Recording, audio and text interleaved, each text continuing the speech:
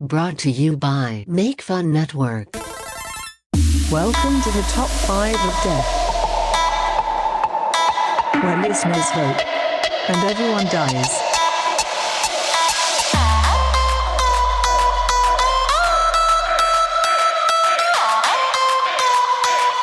Listen and die. Hello, everyone, and welcome to this week's episode of the Top 5 of Death. I am your returning savior and host, Matthew Jesus Bistany. I'm here joined with my apostles, Charles. Let's see if I know more than one apostle. So, Charles, you're first. So you're Judas. Ooh, sick. Sam, secondary apostle, Chris. Yep. Chris. Apostle Chris. With a K.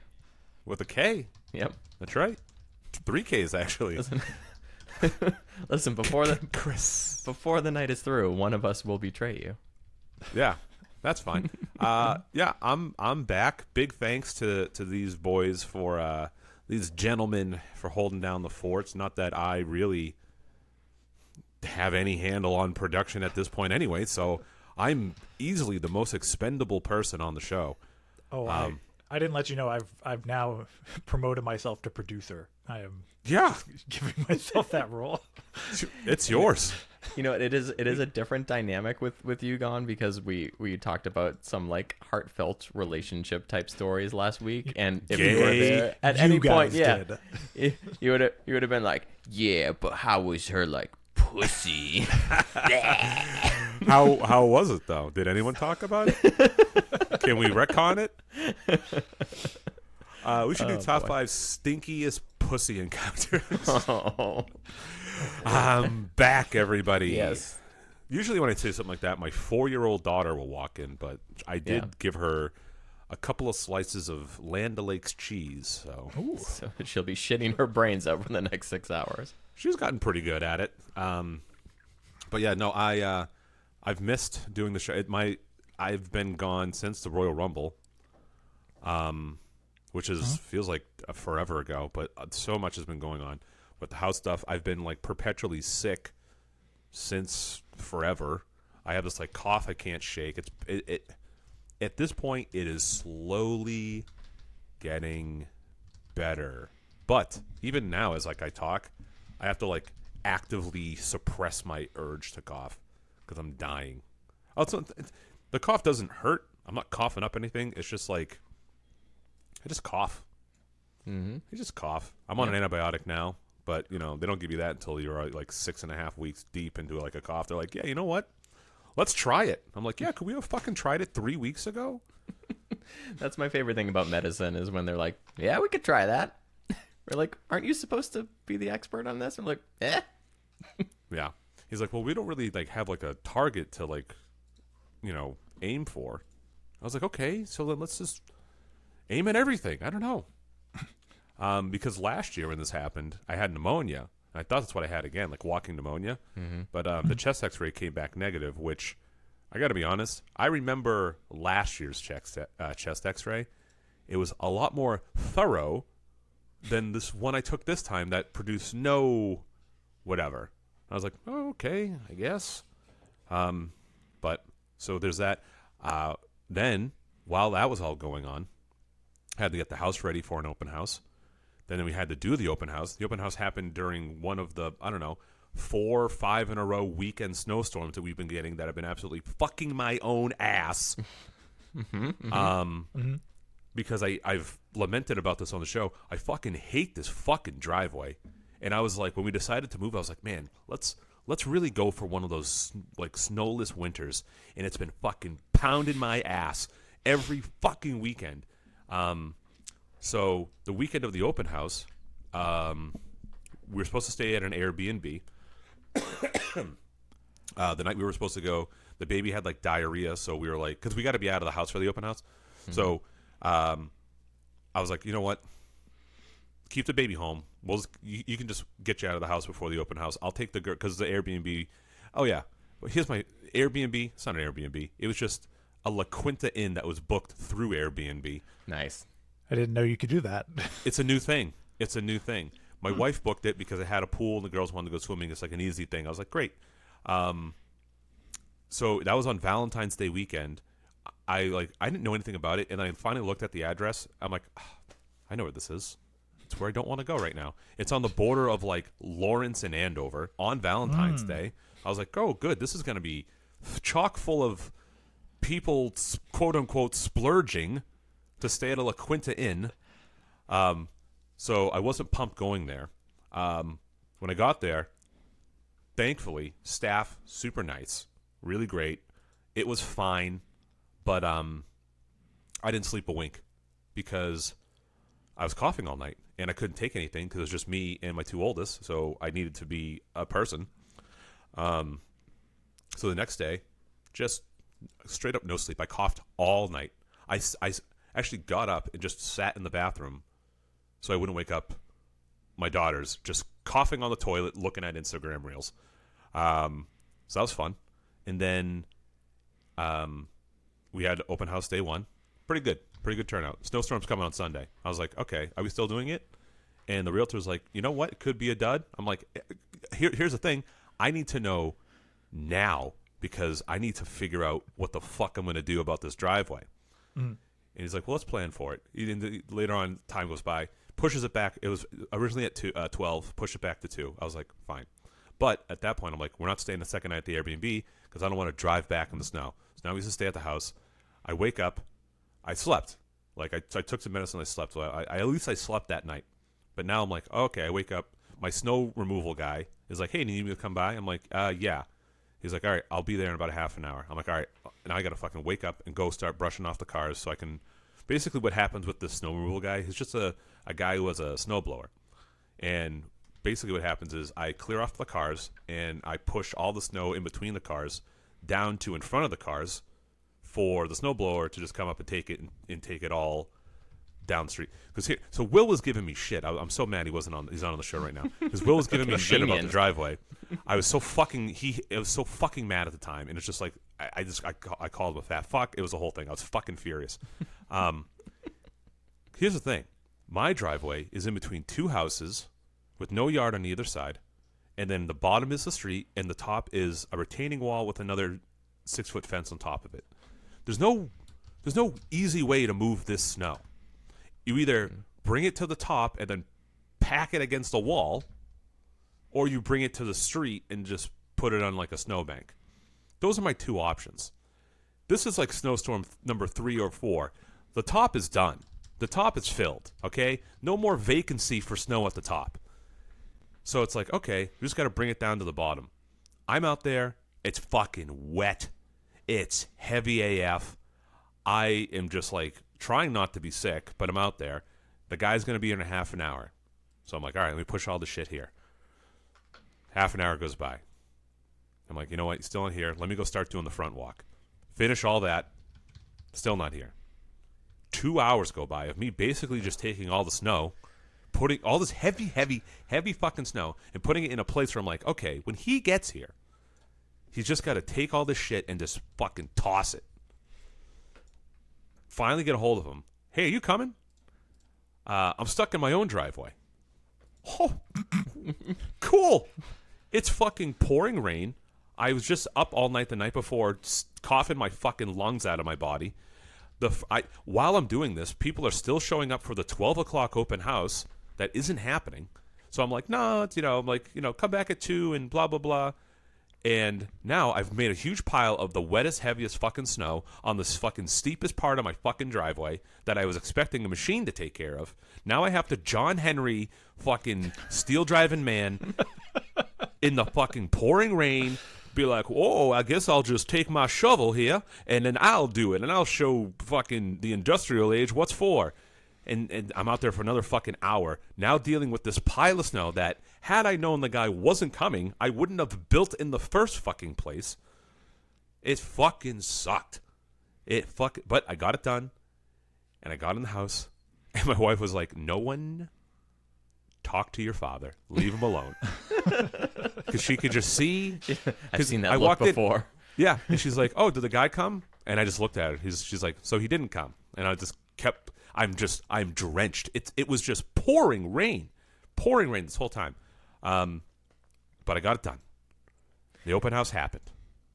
We even had another one on the Monday because it was a holiday, just in case anyone didn't make it. Mm-hmm. Got an offer. Nice. Yeah. Accepted the offer. Awesome. Congrats. Got to be out of here by March 25th, which is my wife's birthday. Yeah. Oh. So luckily it was not. It was all worth it in the end. Mm-hmm. But it has been that 4 days of a weekend was absolute fucking chaos. It sucked. And then it's just like I went back to work, and I'm like, I can't fucking shake this whole thing. Like, I'm so foggy in the head. Something's wrong with me. I go in like I had like a physical. I talked to that guy. It was amazing. It was less of a physical and more just me being like, here's my entire life's problem. And he's like, wow, sounds like a lot. I go, you know what? Saying it all out loud once does sound like a lot. And he's like, oh, maybe it's like a mood thing. I was like, you know what? Maybe it is. And since then, been feeling pretty much better. I was like, you know what? Maybe it's not a physical thing. Maybe I'm manifesting all this shit. And I was like, you know what I got to do? Because he was like, you have any like time to yourself? I was like, about an hour twice a day on like a Tuesday if I'm driving into work. He's like, oh, do you listen? I was like, you know what? So I'm like, I'm just like going back and like listening to like old Jordan Peterson like things from before. And I'm like, oh yes, you know what? I forgot about how I used to be because life just got real fucking hard for a while. But that's life, baby. That's life, baby. And now I'm getting the fuck out of here. I went and visited my aunt in the town I plan on moving. And then I went to the Market Basket there.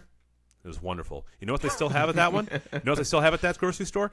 Fucking regular plastic bags because they're not fucking lunatic Massachusetts asshole idiots who think switching. Because I'm old enough to remember when we used to have paper and plastic. And then something happened and it was like, only plastic now to save the trees. I was like, oh, that makes sense. And now we're back to only paper. It was like, fuck the trees, save the oceans. So it's like, okay. So what you're saying is you have fucking shitty ideas and you just fucking act on like the emotion of the day because none of this makes sense. Up in New Hampshire, they're like, I don't give a fuck, just fucking use plastic bags like we always have. I'm like, it's like I drove back to 2019 and it was fucking excellent. It was awesome. That is what everything New was Hampshire clean. is like. It's like 2019. It's a perpetual 2019. Just don't go to California and do your shopping there because then there are no bags. I was gonna say that, or don't come here. We don't have any regulations. It's some stores are plastic, some are paper, some are no bags. It's a surprise when you get there. So bring your own bags. I'll just carry all my shit like this. Yeah. Because I forgot my reusable bags. The Costco's and BJ's are no bags, and I learned that the first time I went there, and I did a big order. Yeah. I was like, He's like, and they were like, oh, did you bring any boxes? I was like, why would I do that? Wait, they don't have any boxes there now? Well, no, they had like a stack you could like pull from, but it was like gone. Oh. I was like, okay, so I'll just dump these loose oranges all over my car, and like all these things that I was like, well, you know what? That was my fault for not knowing. That's. I was like, okay, and now I know.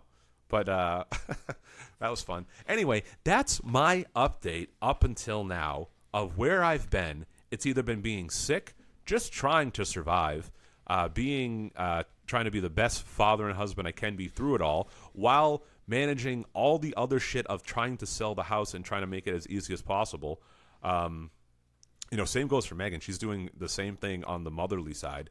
So we've just been like fucking out of our mind. Now that the house is sold, I'm like, oh, good.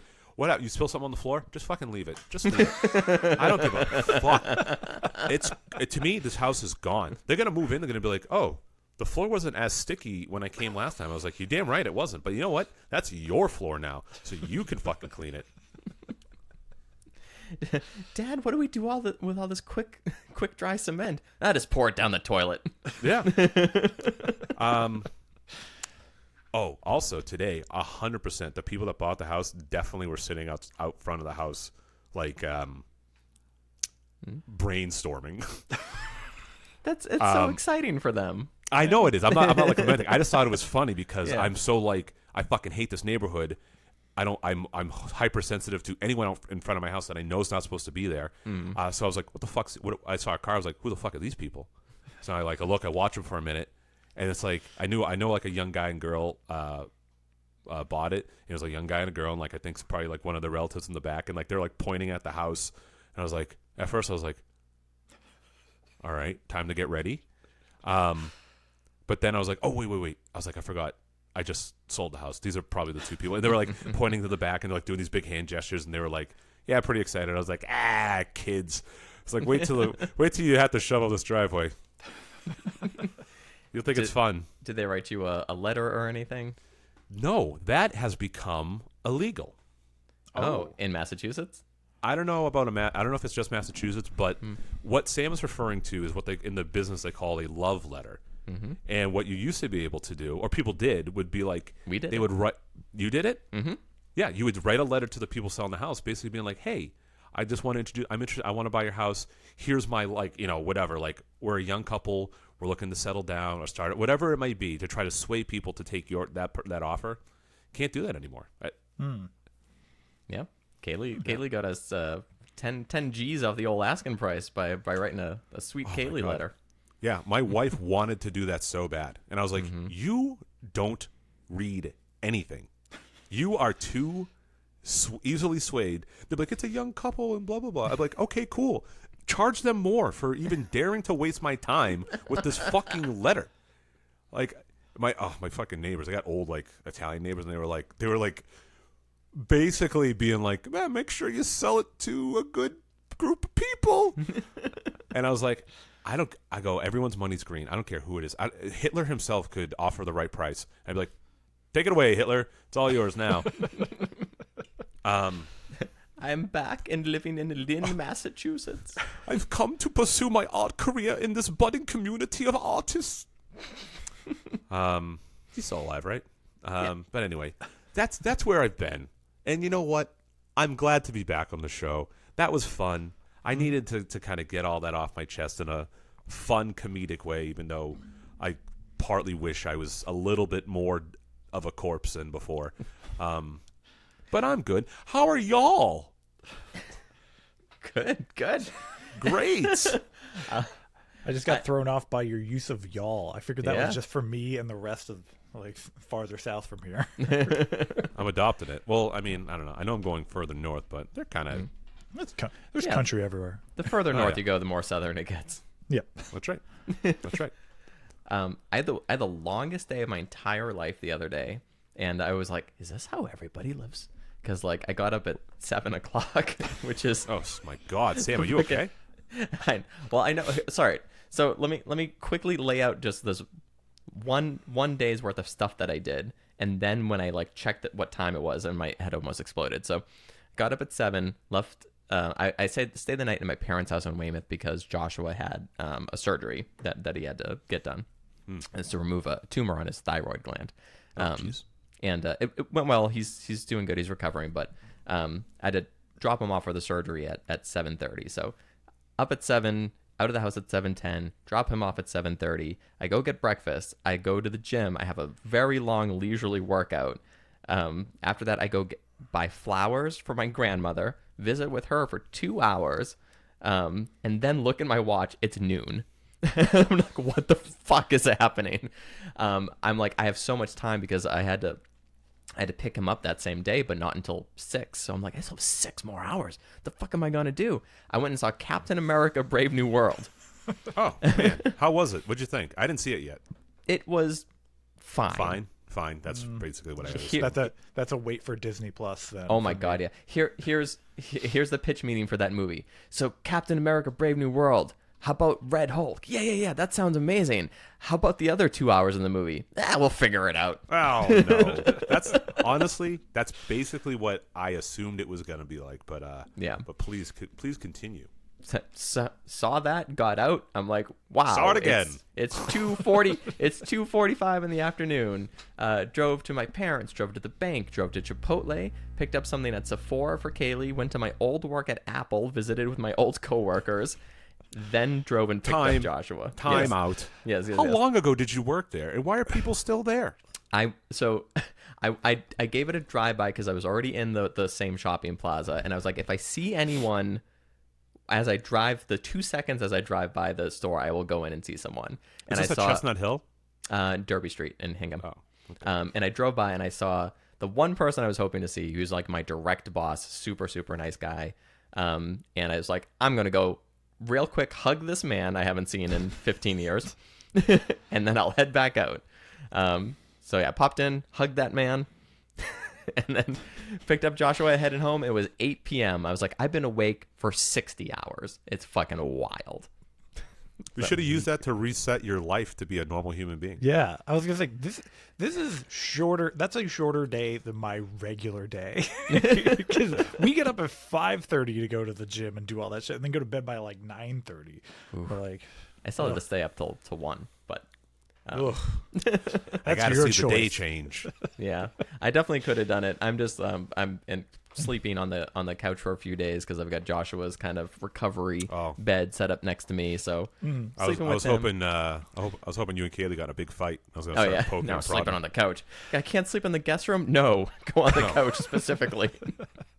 You know what you did. Yeah.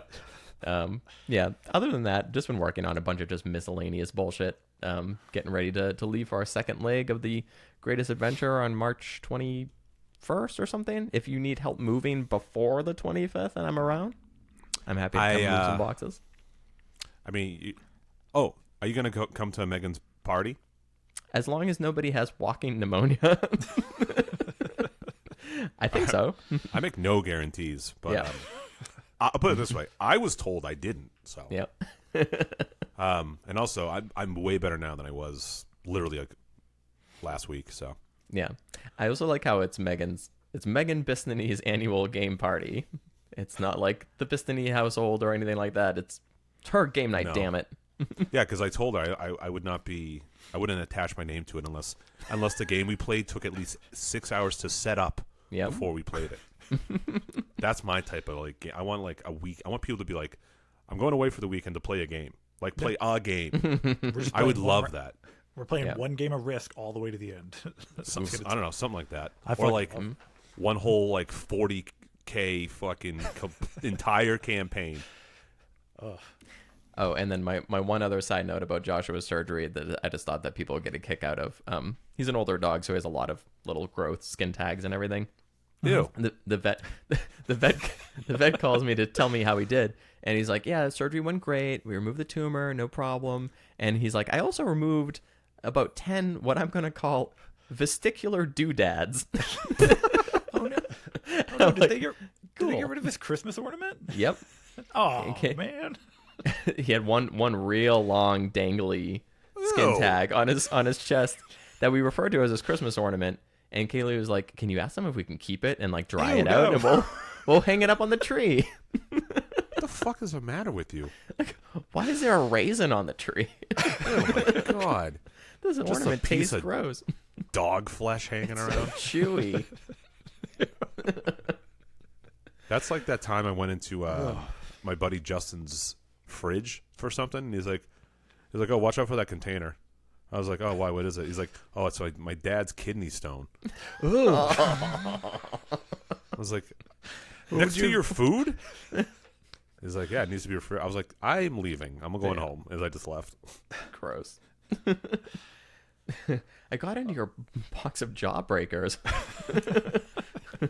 It's like Really salty. chewing on a raw clam. Yeah. Charles, what's new with you? I mean, I announced it last week, but new for you. I'm currently working. Honestly, Yeah. I thought about that today. I was like cooking breakfast for my kids. I was like, "Oh, it's gonna be nice to talk to the guys." Oh, is Charles still unemployed? I was like, "Is he okay?" I'm gonna send him a destitute box. I'm currently working a 6 to 8, possibly 8-week gig, maybe even extension on that. So Oh, nice. yeah. Is it porn? Is it an OnlyFans? Nope. I'm currently putting together it's basically going to be social media ads for a certain clothing company. So You say clothing or closing? clothing company. Sorry, I'm in Yeah. house mode. Yeah. No, clothing company. So Ah, cool. yeah. Cool Is it stuff. Is it bum equipment? Are they making a comeback? What? Bum equipment. You don't remember bum equipment? I feel like we've had this conversation. What was it? Bumware? No, it's bum equipment. Bum. I remember bum equipment. Yeah, it's a real thing. It was a big deal. I used to go into the department stores and blow on the hoodies. Yeah. That's to right. See if the color changed. Oh my God! It's not the comeback of bump equipment. Oh, Wow, look at that. That I is folded my shirt like a little tit. That's the new look. Guys, Yeah. if you want to see my little tit, you got to watch us on YouTube. It has to be seen to be believed. The old little tit. Well, that's good. I'm happy for you. Other than that, we're like finishing up wedding stuff. Have to go do official suit fitting stuff like that. And Nice. Soon I'll be sending out an email for bachelor party stuff. So Ooh, I'm going to suggest a jerk-off party. I mean, there's gonna be time in the schedule for that. It's Also, gonna be on the itinerary. You need to tell me what level of behavior I need to be on as far as the things that I'd say. Because I'm perfectly fine to respect whatever. But I don't know if you have someone coming who's just like, hey, these people are very liberal. So just bite your tongue. I go, oh, okay. So like my normal day-to-day behavior then. That would be my best friend / best man. he's what people on the Discord think I am. Oh, so he thinks men can get pregnant? No, not that far.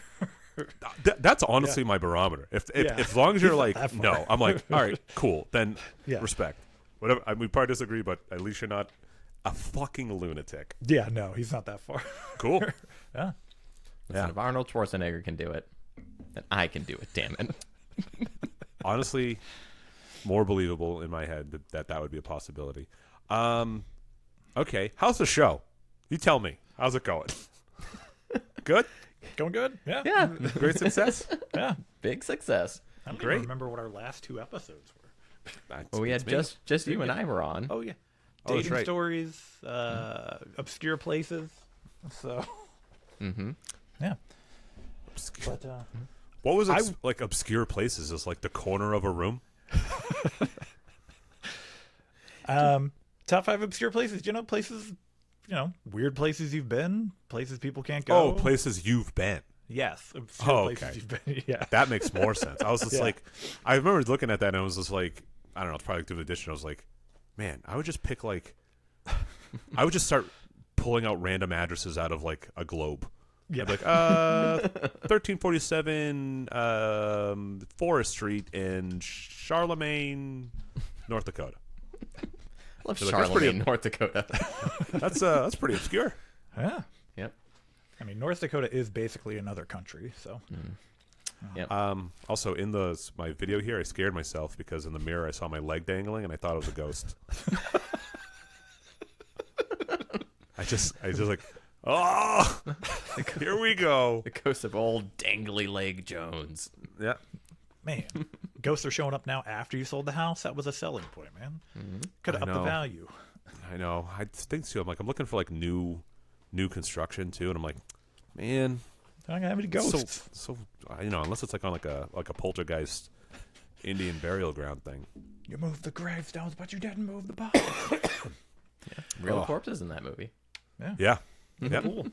Real And a bunch gross. of people were like cursed to death from that movie. True. Yeah. Charles, Okay. you won last week. Well, You won? I won last week. That's 'Cause good. I showed. Hey, Yeah. I was gonna say I'm gonna listen because I have wireless headphones. While I'm listening, I'm just gonna go make sure my daughter is still okay. You got it. All right. All right. So I'm going to. I'm going to bring in my my production here because I won for dating stories. All right. Here we go. Everyone should be familiar with this. If it's too loud, I don't know what to tell you. Sam will interrupt me. You unlock this door with the key of imagination. Beyond it is another dimension. A dimension of touch. A dimension of cost. A dimension of feelings. You're moving into a land of both love and heartbreak. You've just crossed over into the dating zone.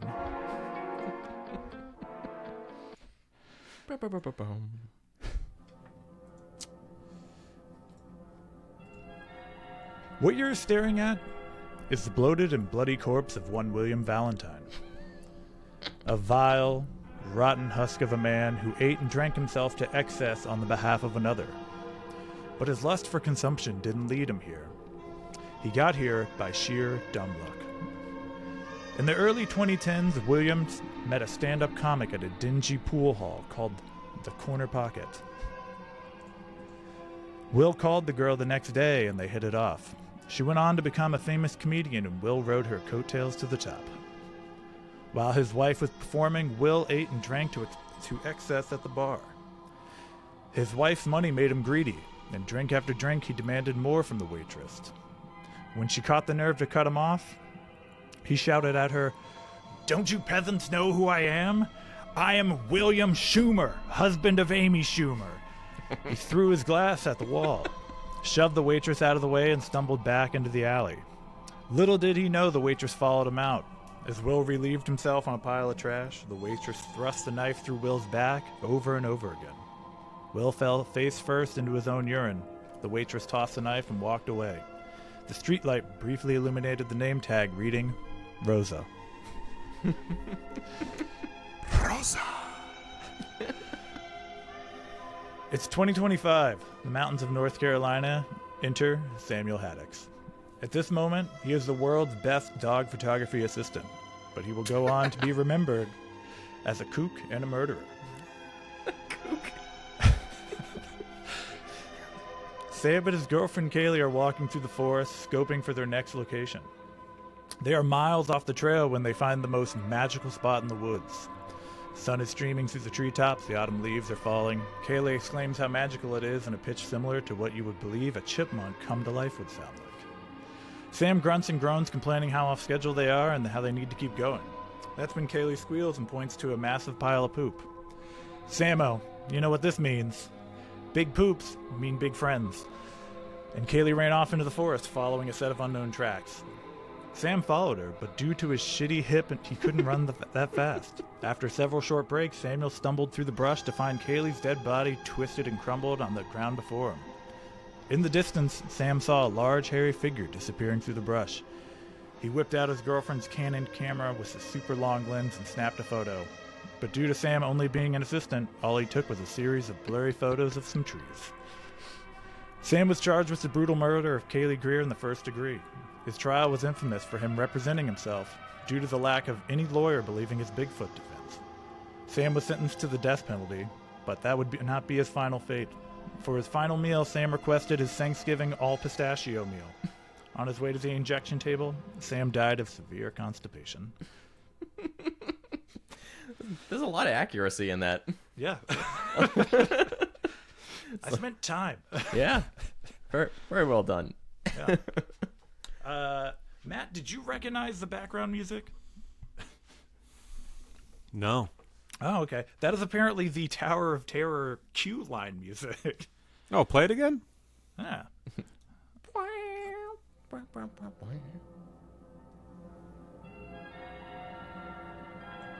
I don't know. Oh, okay. Huh. I would have never picked that up. Yeah, I went looking around. I was like, what's some like Twilight Zone shit I could find? Consider from your phone. It's me, that guy, Rod Sterling. Ooh. You know. Also, did you know it's not Sterling? It's Serling. There's no T in that name. Oh yeah, I did. I didn't know always that. do that. I didn't know that either. I also found that didn't. out today. I also didn't know the guy in the Tower of Terror is just an impersonator. Yeah. Yeah. I've never ridden the Tower of Terror. It's just never. Why? My schedule's never lined up. For only time I've been to Epcot, I was like, it had just opened. Well, it's not at so- Epcot, so you'll fuck yourself. It's at Hollywood Studios. Oh, well, either way, it had just. I was also like 6 when I went there. Well, that's your first problem. I never Yeah. got to ride it. Yeah. It's not at Epcot. No. Oh, No. there you go. But yeah, I gotta Um, ride that because I'm worried they're gonna switch it to Guardians of the Galaxy at some point. They better not. No, they won't. They won't do it in Universal because they already have a Guardians ride in Epcot. Yeah, there'll be a riot. That's right. Yeah. Yeah. Here's another thing I was thinking today. Mm-hmm. Sorry, pneumonia. I was kind of bummed. I was like, you know what? I don't think I'm going to make it back to the parks before they close Muppet Vision. Which I was Yeah. like, oh, that's a bummer. I didn't know like the last time I did it would have been the last time. But man, what a good move to redo the Rock and Roller Coaster with the Muppets because Hell yeah. they were. I bet for probably 10 years they were trying to figure out how to get out of the Aerosmith thing, and they were like, because I bet the first 9 of those years were them being like, what band would we do it? And like every band that they would probably pick is probably one step too far for like to be Disney-esque. You know, because who are they gonna pick? So somebody made not a good comment, but like a laughable comment on about the Kendrick Lamar like halftime show. They were like, well, how about for the next halftime show you get an artist that everyone likes?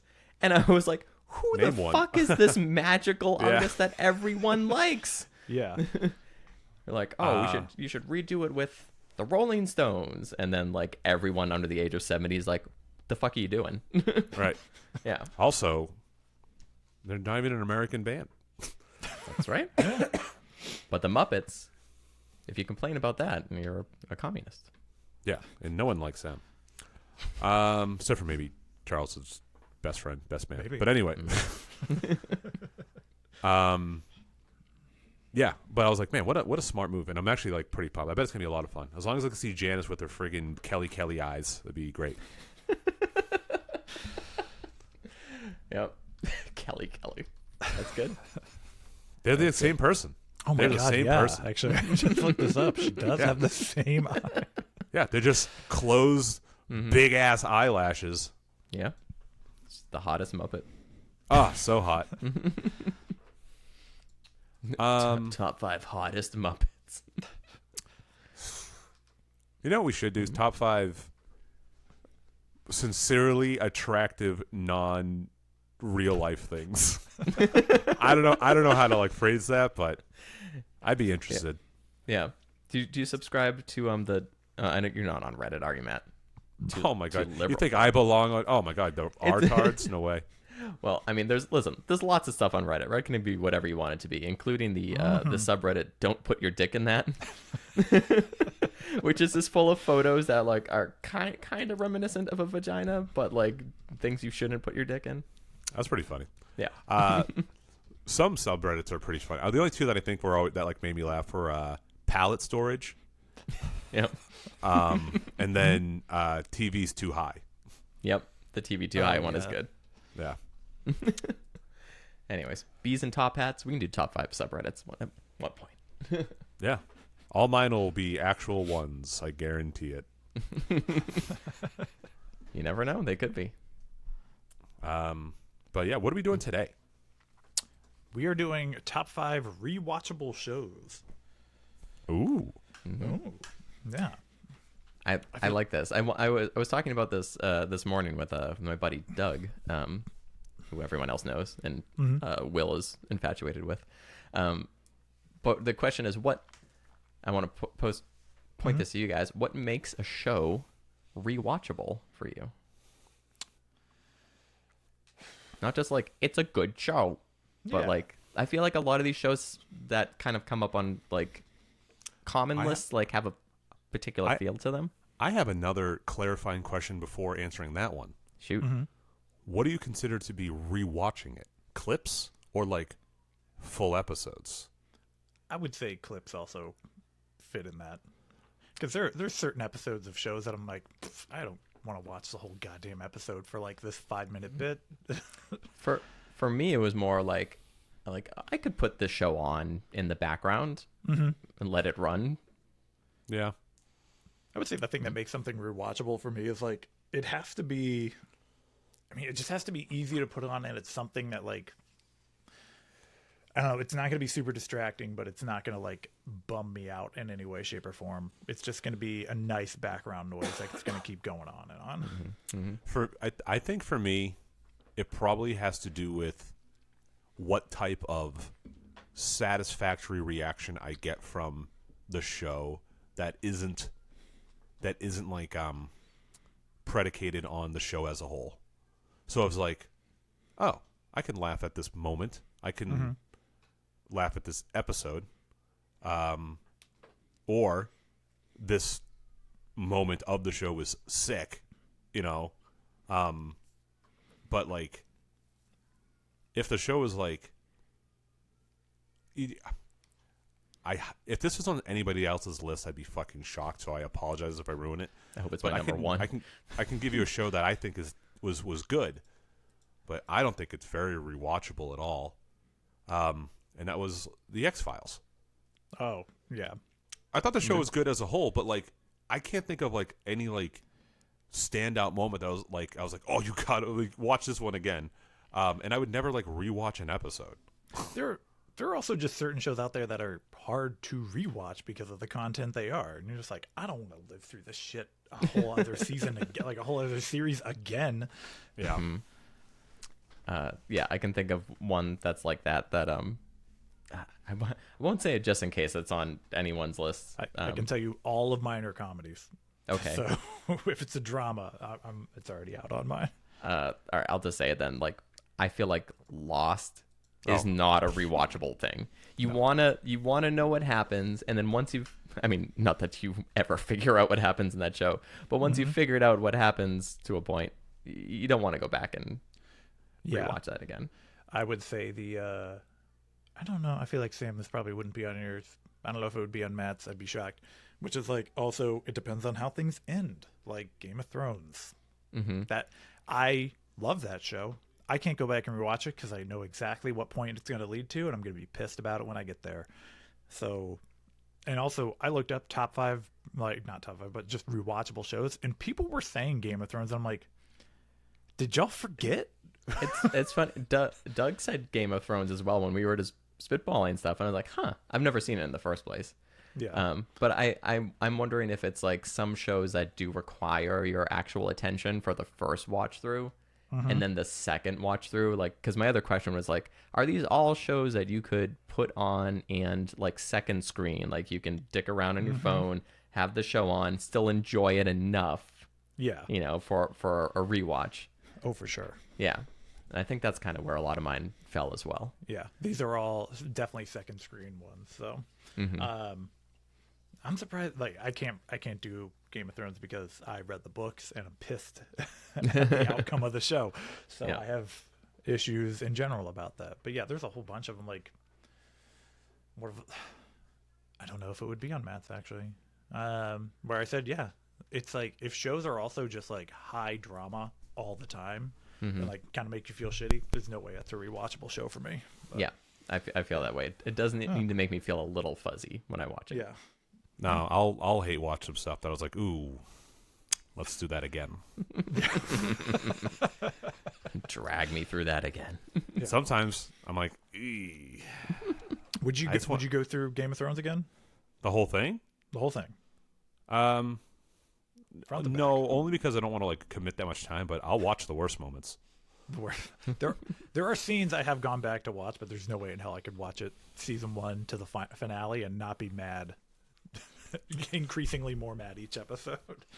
Yeah, I mean, I love that show, but I just don't think it. I don't think it would capture the same like love a second time.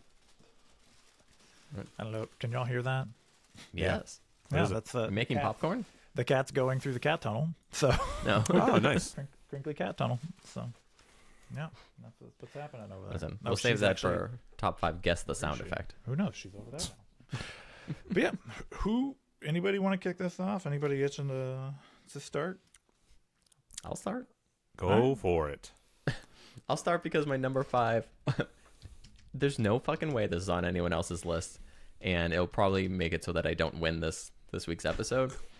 But it's true, and it's got its place. My number 5 is Gilmore Girls. It's not on my list, but I know why it's on yours. So. Yes, this is the show that we put on in the background when we leave the dogs alone.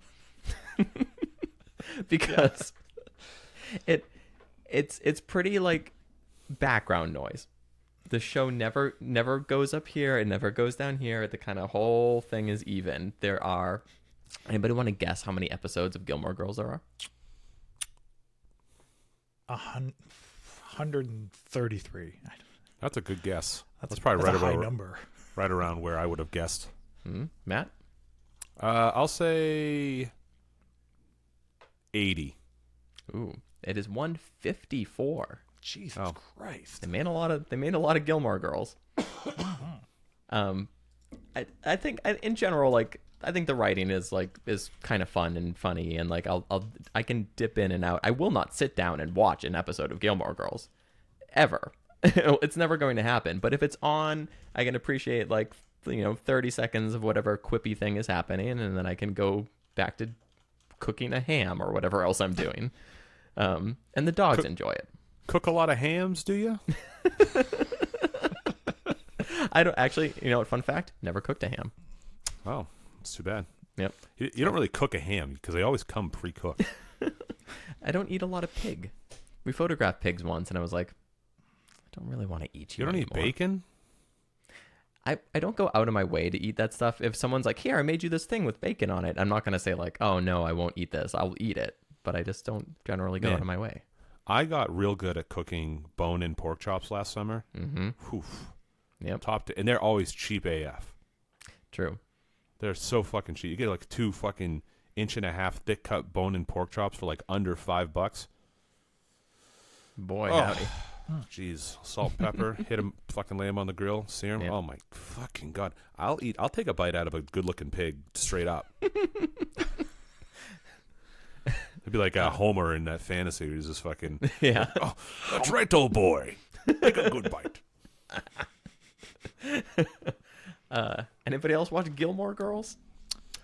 My ex-fiance watched it, and now we don't talk. So It's probably because of that. might be. I mean, you were supposed to photograph the wedding, but now look at us. Maybe it's because of me. It might be your fault. Really saved me there. Yeah, I mean, I know this is not going to be like a popular pick, but if I'm going with like, this is speaking my truth, it's that this is on there, and it is coming in my number 5. Although one thing I will say, if anyone's rewatching it, because they filmed the last season, like, I don't know, like 12 years after the previous season, there is like a drastic time jump. We were like, everyone's old. Everyone got real old, and it's hard to look at. Even Rory. Even Rory. What does she look like these days? She's in Handmaid's Tale too. Which one's Rory? She looks haggard. Does she? But in that time, Melissa McCarthy was fucking on that show, and she got huge. Figuratively. I was gonna say, Sam, come on.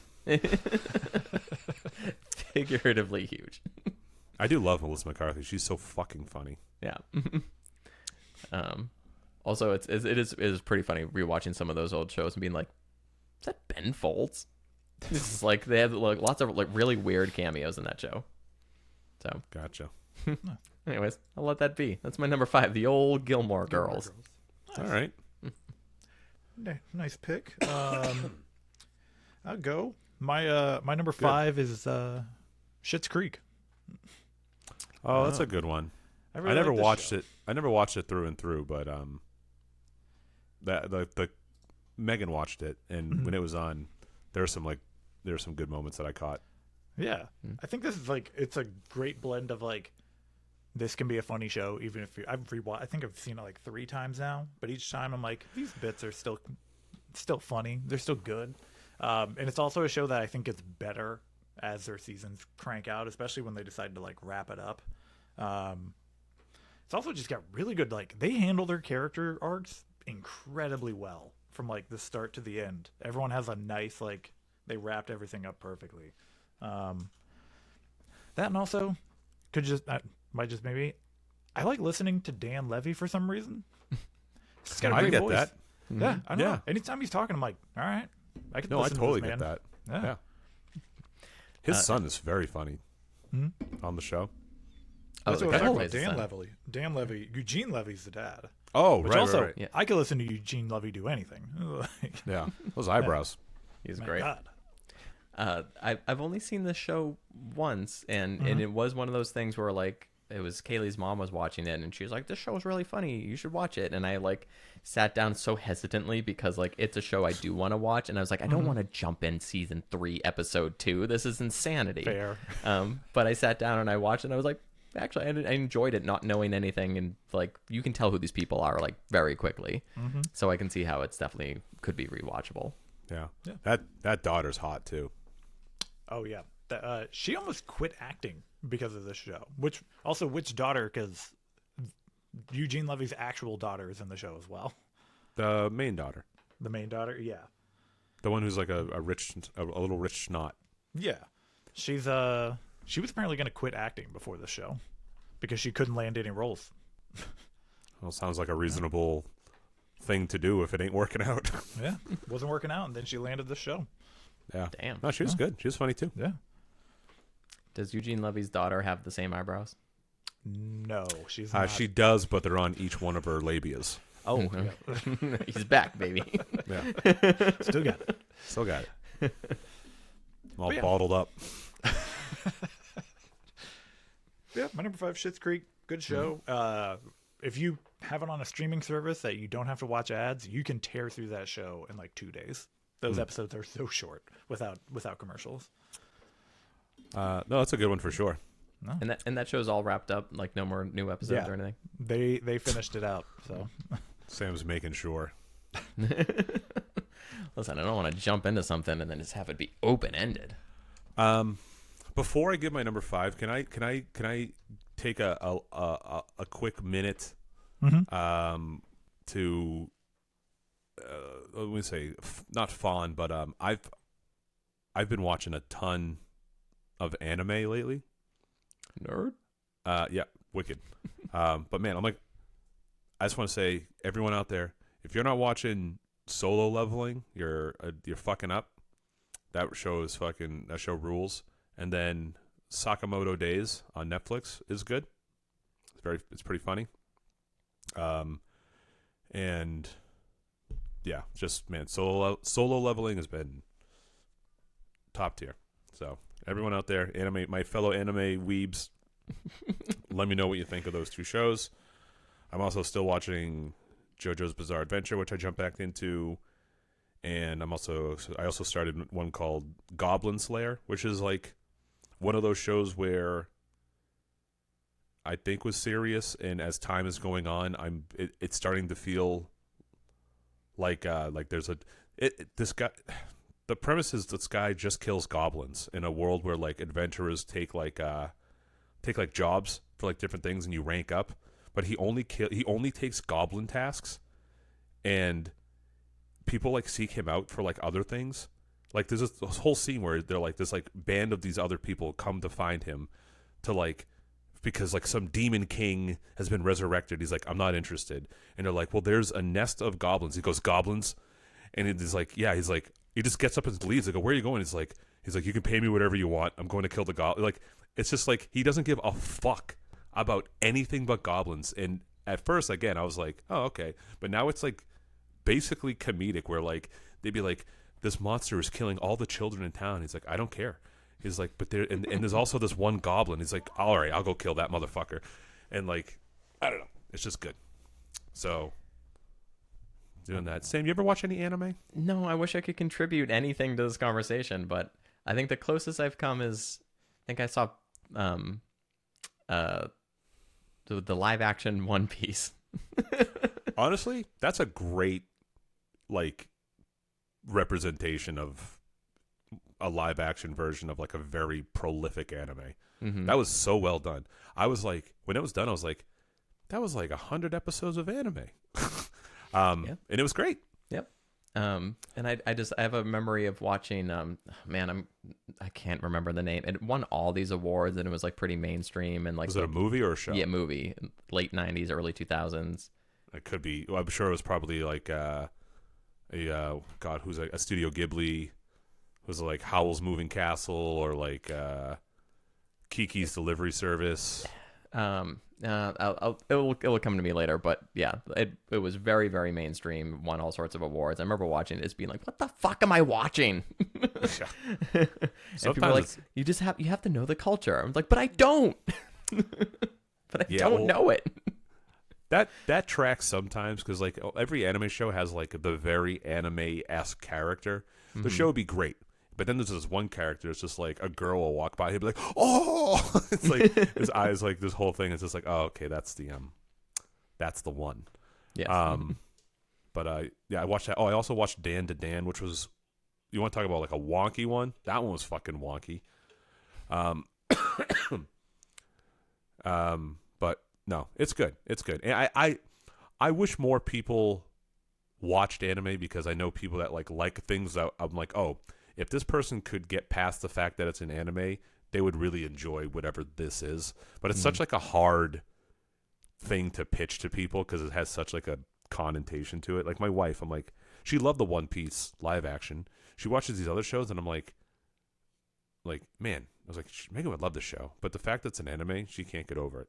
But anyway, someone's breathing like a motherfucker into the microphone.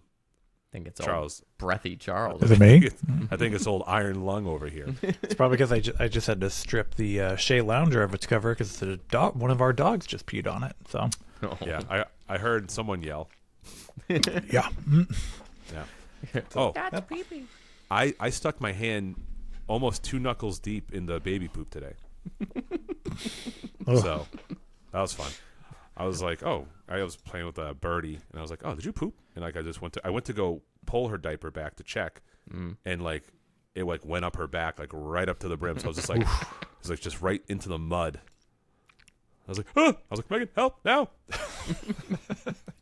I'm waiting for the shout from Kaylee at literally at any moment, because part of the anesthesia effects for Joshua is they told us, they're like, don't be surprised if he doesn't poop for up to 5 days. And then what, explodes? Yeah, I know. So like at any point, I mean, he's an old dog, and like every once in a while he has an accident, but I'm just willing to bet he's gonna stand up and be like, I'm shitting now. I'm shitting a week's worth of shit all at one time. Here it comes. And I just hope that he's in a place with a hardwood floor when that happens, or outside. I know I'm up, but my wife and daughter are sleeping in the other room, so it's just me with Wednesday, and she's like sticking her hand in the door and like waving me over. We can get her list too. Yeah. Wednesday, come here. What show do you like to watch over and over again? I did that as a kid. Wednesday, come on, come here. What? She's like in her shy phase too, which is annoying. All right, hold on, I'll be right back. All right. Scooby-Doo versus the Boo Brothers. It was a movie. I was gonna say the Mickey Mouse shorts, that shit on YouTube of just kids opening toys for some reason. I'm familiar with all these things because of my nieces. I mean, we didn't have YouTube as kids, but weren't you shocked to learn about some of the cartoons that you loved growing up? How very few episodes there are of whatever.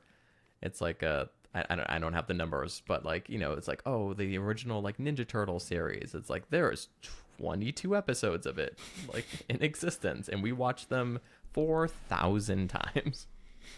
God, I want to say like shit like Gargoyles. Oh my god. Street Sharks. Yeah. Bunch of just like Saturday morning cartoons that don't exist anymore. Yep. Reboot. Do you ever watch Reboot? I actually don't know that one. Holy shit. It was like the first like computer animated show. Oh. I'm sure the graphics must look horrific. awful. And I'm sure there must be like 12 episodes of it, but like I swear it was on every Saturday for a decade. But it was probably like 18 months. It had 4 seasons, 48 episodes. 40. All right, that's respectable. That's respectable. We should do top 5 reboot moments. We'll have to go back and rewatch them. I'd have to find where to stream this shit on. Oh, apparently Tubi for free. Okay. Nice. I wonder, we can do top 5 old television shows that don't hold up, and reboot. It's probably number 1 through 5.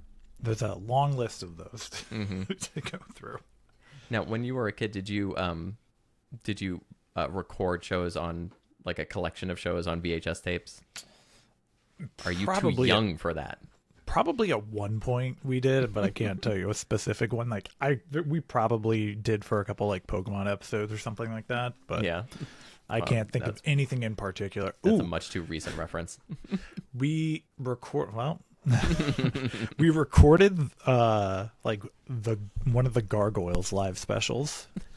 live special. The What is animated show? It's Not an a live special, but, animated live. It's a they put, like, terrible an strain on hour the animator's episode. wrist. Yeah. What is that from? The Simpsons. That's right. Very few. They say very few cartoons are broadcast live. Oh, it's a Poochie episode. Yeah. All right. Yeah. All right, my number 5. My number 5 is a newer show, but it's definitely one that I've probably rewatched the most, and have been like, other people got to rewatch it, and it's my whole list is just like pretty basic bitch shit. But my number 5 is I Think You Should Leave. Tim That's such a Robinson. good pick. And I was like, oh, rewatchable. Oh, here's a skit that I've rewatched myself 100 times and then made other people watch 50 times. Yep. And I have, it's probably the newest show that I've been like, you know what? I literally just want to relax, and I'm just going to put this on, and it's going to make me feel good to watch it. So I Think You Should Leave is my number 5. I also just started watching Detroiters. Me too. Oh, good. I'm on episode 4 or 5. It's very funny. It's great. It's very cute. But yeah, I Think You Should Leave, man. It's, you know what's funny is like when you do watch the show like straight through, you're like, you know what? For as fondly as I remember the show in my head, there's a lot of stinkers as like sketches too. There are like some of them just like, I'll skip this one. Yeah. There's a lot of them that are just like straight up wacky without necessarily being memorable. Yeah. But yeah, no, I didn't even think about that because yeah, I think you're right. That's probably the newest show that I am like also constantly rewatching. And I got just put it Kaylee on. into it too, which is great because she typically doesn't like absurd humor. Yeah. Megan's the same way. Yeah. But man, that fucking, I just in my head like, that first the choking skit is what got me, and then the second one was the fucking the prank show one. Oh, when he's dressed as the old man. Oh my god, the thing that I love about that is how on point they mock a show like that. And he's like, this guy sucks, and he's like got like the and he's just like putting the makeup on, and he's like and like I'm like, yeah, that's how those shows were. What was that show way back in the day when we were like kids? It was like Buzzkill TV. Do you remember that? Because like I think it was Buzzkill TV, and it was like a prank show. It was an early prank show, and they got in trouble because they, during one of their pranks, they like snuck past security for like some big time celebrity.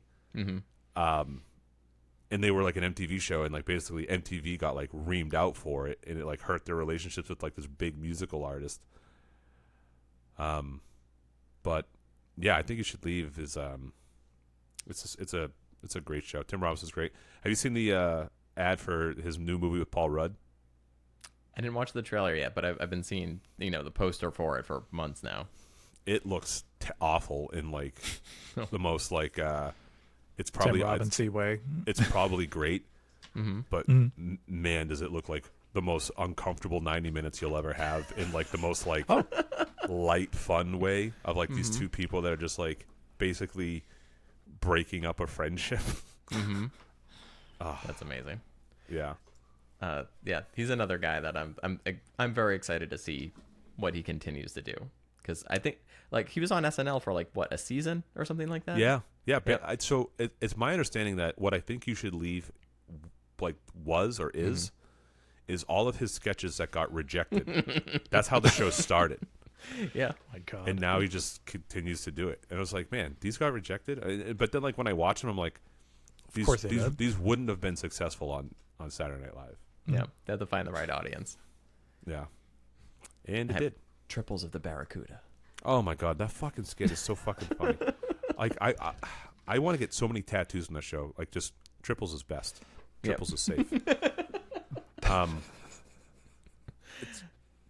That's such a funny skit too. Yeah, you're getting my vote this week. That's a good one. Yeah. All right. Well, that's my number 5. The rest of mine are also just like layups. So. All right. All right. My number 4 is Brooklyn Nine-Nine. Oh, that's a good one. That's a show I never personally got into. Yeah, that almost made my list. There's another show that is kind of the show that everyone thinks about when they think of this topic. So I won't name it, but this is my preferred version of that show. I think it's kookier. It's it's got the same sort of setup. All of these people are working together. Okay. And a lot of it takes place in the same building type setting. But then there's this great character development and all this stuff. But I love Andy Samberg. I love his sense of humor and the fact that, he can bring that to this show. And it's one of those really light watches as well. Did you see? You guys probably already talked about this. Did you guys talk about the SNL 50th? We didn't talk about it, but I did see it. Oh. I saw it as well. Andy Samberg was very funny on that with Lady Gaga. Oh my God, yeah. Oh, the musical one. Oh, the musical one. Yeah. I saw all the 50th things. Yeah. Yeah, they were good. I think one of my favorite moments from the 50th thing was the in memoriam of all the like questionable sketches. Yes. I was like, you know what? That's a really funny way to address that. Yeah. Yep.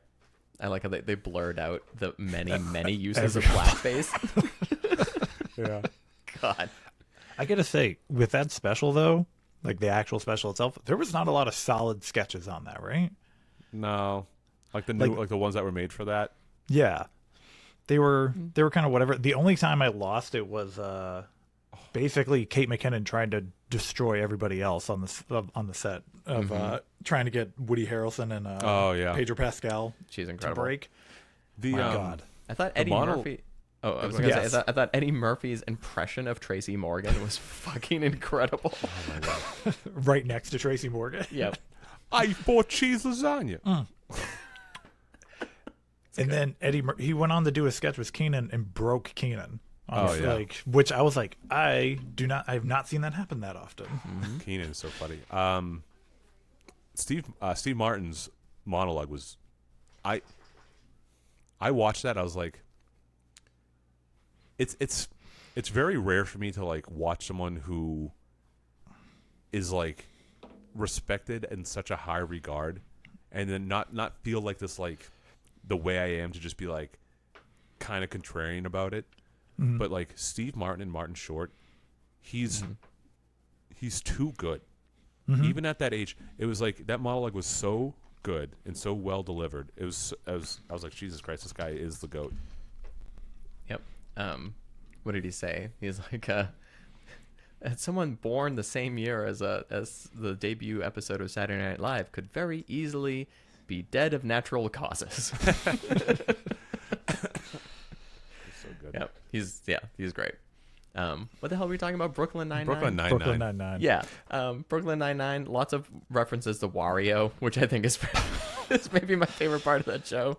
Fucking Andy Samberg's ongoing like off-screen rivalry with Wario. I think the character that sold me on that show the most was Captain Holt. He was a great character. Just R.I.P. that actor, Andre Braugher, was what a performance of a lifetime. Like, I don't know if you've seen him in other things. It's the same voice. It's just not the same. It just works perfectly on Brooklyn Nine-Nine. Yep. It's his dog Cheddar. You're not Cheddar. You're just some common street bitch. Which yeah, I'll definitely put that on in the background easily, and just like it's gotta lift your mood when it's on. It can't not. Yeah, and because I never not comment on these things, the like Straight Arrow girl, the one that they all. Oh, yeah. Rosa? Blank on her name. Not Rosa. His love interest, Andy Samberg's love interest. Man, she is smoking. She is very pretty.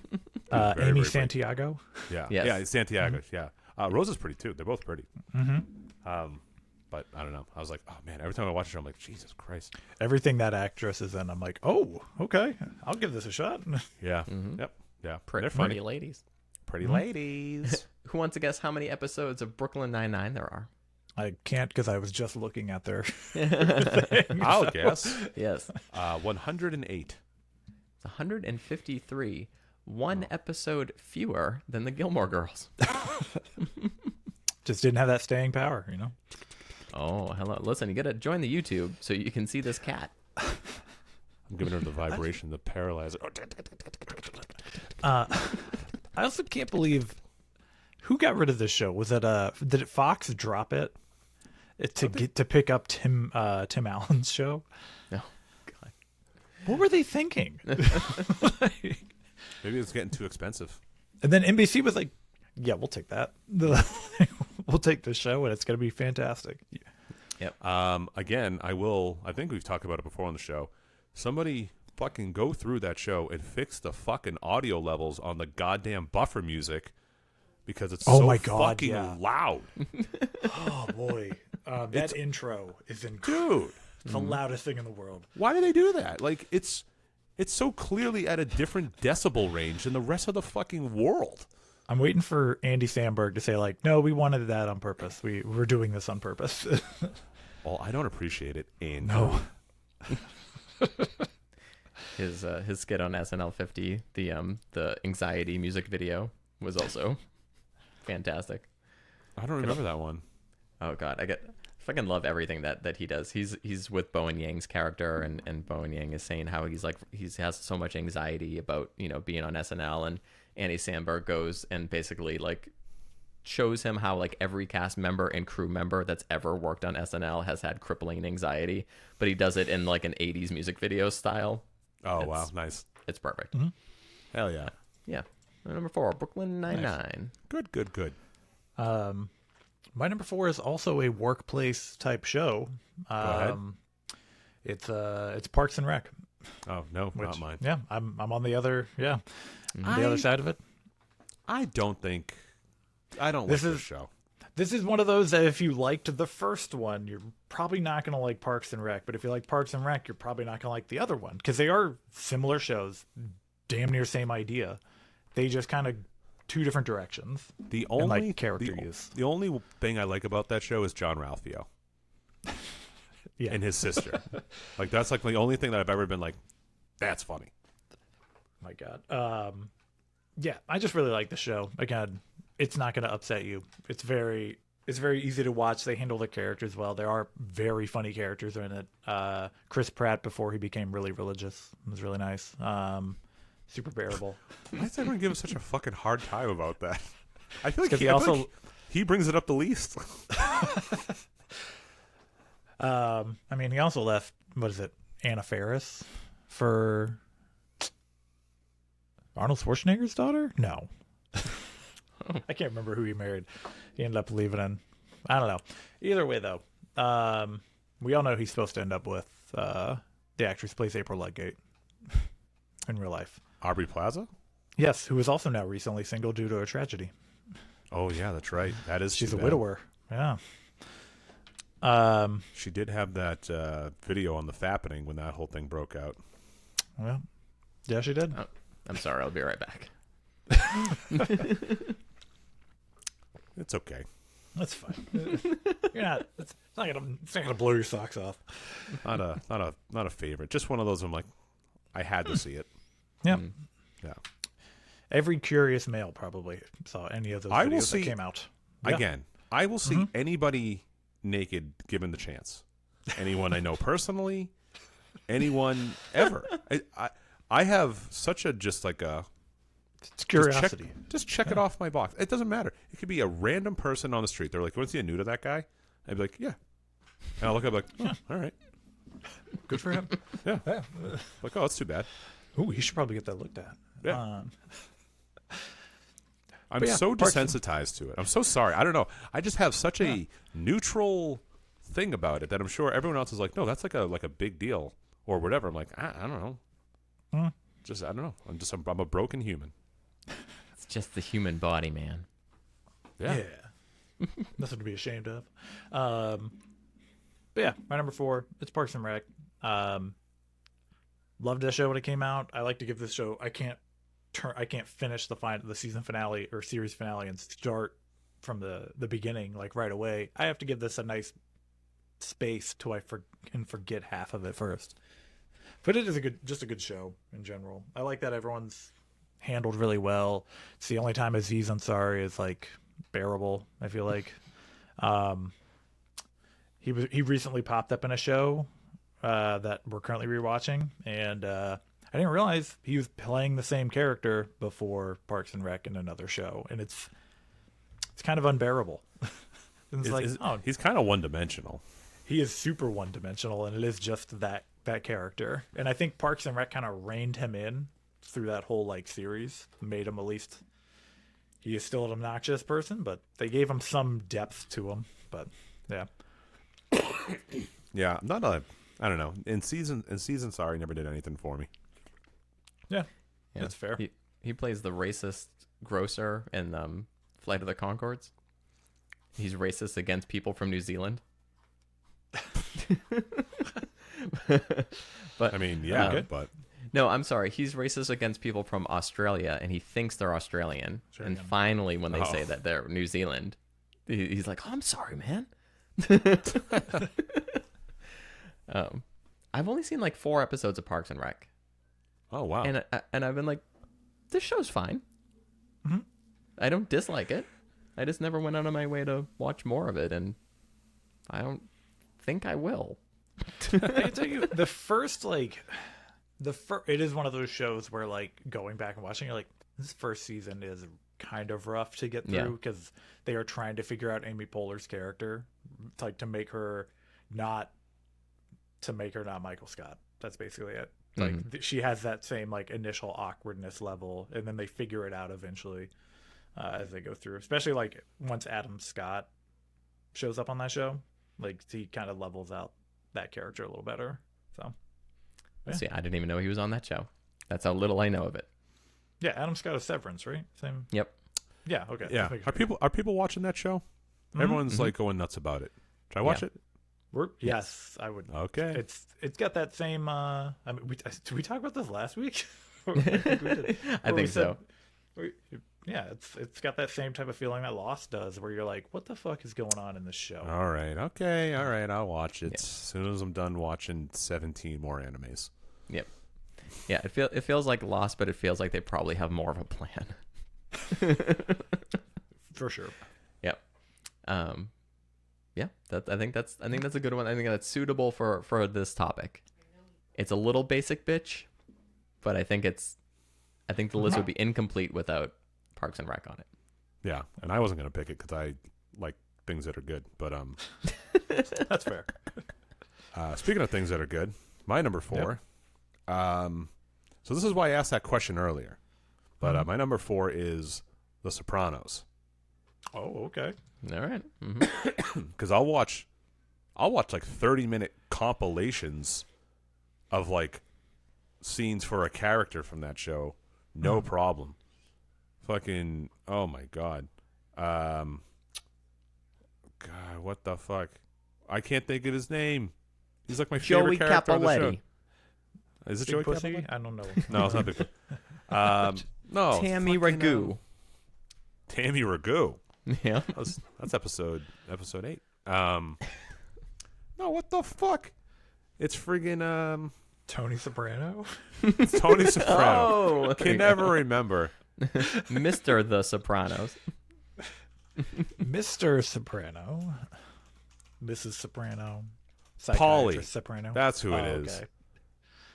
Oh, he's so fucking funny. Paulie Walnuts Gualtieri. He fucking killed. There's this one clip. That show, I know people appreciate the humor in that show, but there is one scene that I'm like, you want to know how funny The Sopranos is? Watch this scene. And it's the scene where Paulie and Chris are going to like whack some guy who they happen to like, who they were looking for, and they found him in like the woods, right? They found him in the woods. He's living in this like shack, right? Just like this fucking shack. And he like Paulie and Chris go in there, and like it's like this big tussle, and like they're fucking like shit's happening to them. The guy escapes, and they're in the woods, right? So fucking Chris is missing a sock, missing a shoe. It's in the snow. His fucking got like a wound on his head because he hit his head, or like the guy hit him from behind or something like that. So then Tony Soprano calls Paulie on the cell phone, and it's a bad connection because he's in the woods. So he's only getting like every other word, and Tony Soprano's like, this guy is fucking legit. He was a Green Beret. He served for the Secretary of the Interior. He's like, so don't fuck around with them, like blah blah blah. And it's like, so Paulie gets it all like half the information because of the connection, and he loses a call, and so he hangs the phone. And he looks at Chris, who's like cold and like bleeding. He only has like one fucking shoe on in the snow. And he's like, you're not gonna believe this. He's like, this guy, he was an interior decorator. And then fucking Chris just goes, really? This place looked like shit.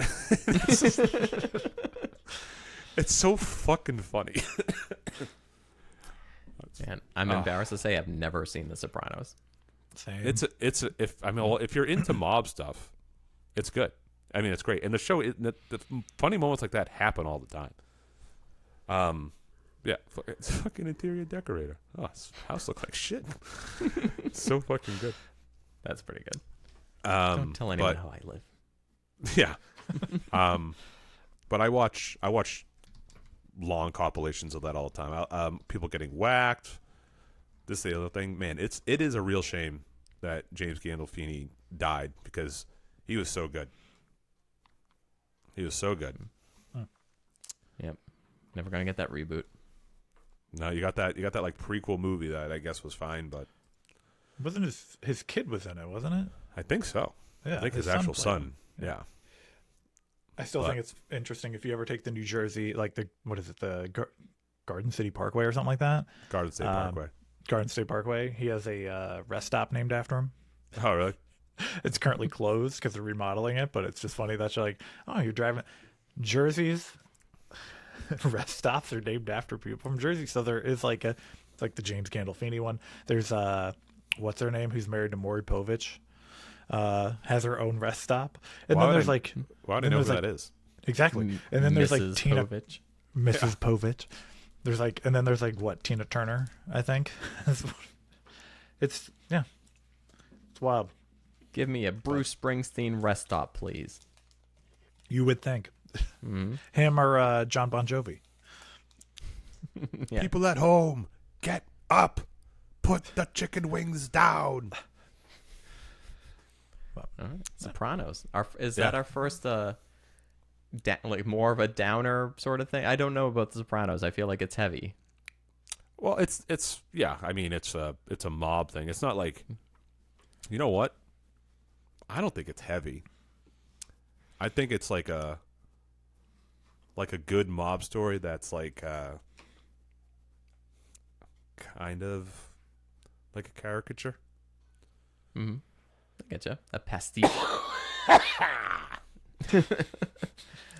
Time to pop one of these Himalayan salts. Oh, there you go. Oh, shit. He's doing bath salts. Uh, Breaking edge. Oh my god. It's like a salty lemon. Nice. But yeah, Sopranos. Sam, number 3. All right. My number 3 is Cobra Kai. Oh, rewatchable, really? Rewatchable, in the fact that like it's gonna become background noise. It's got that same sort of thing where it's got a pretty level, key to it the whole time. Yeah, there are some fights, but like it's mostly got the same sort of vibe going on. If you're into a Cobra Kai sort of vibe, you just put it on, and definitely not as many episodes as Brooklyn Nine-Nine and Gilmore Girls. Want to guess how many? 98. No. I'll go 78. Close. 65. Oh. I left off on season 4. Okay. And I really liked it. I did. Other than it just fell off. Yep. Is it still good? It just ended. Yep. And I will say it has a very satisfying ending. Okay. So if you're looking for some closure, I would finish it. The season 6 or whatever, the newest season, it does have in the middle of the season an absolutely fucking gigantic fight scene. I can't believe how like long this fight scene is. Really? So it's like I was like, all right, this is pretty cool. And then like the series doesn't end there. It's just kind of like this high point, and they gotta kind of bring it down, and then it's a little bit more personal at the end. Okay. But yeah, I just finished watching it. I was like, you know what? I could definitely put this on.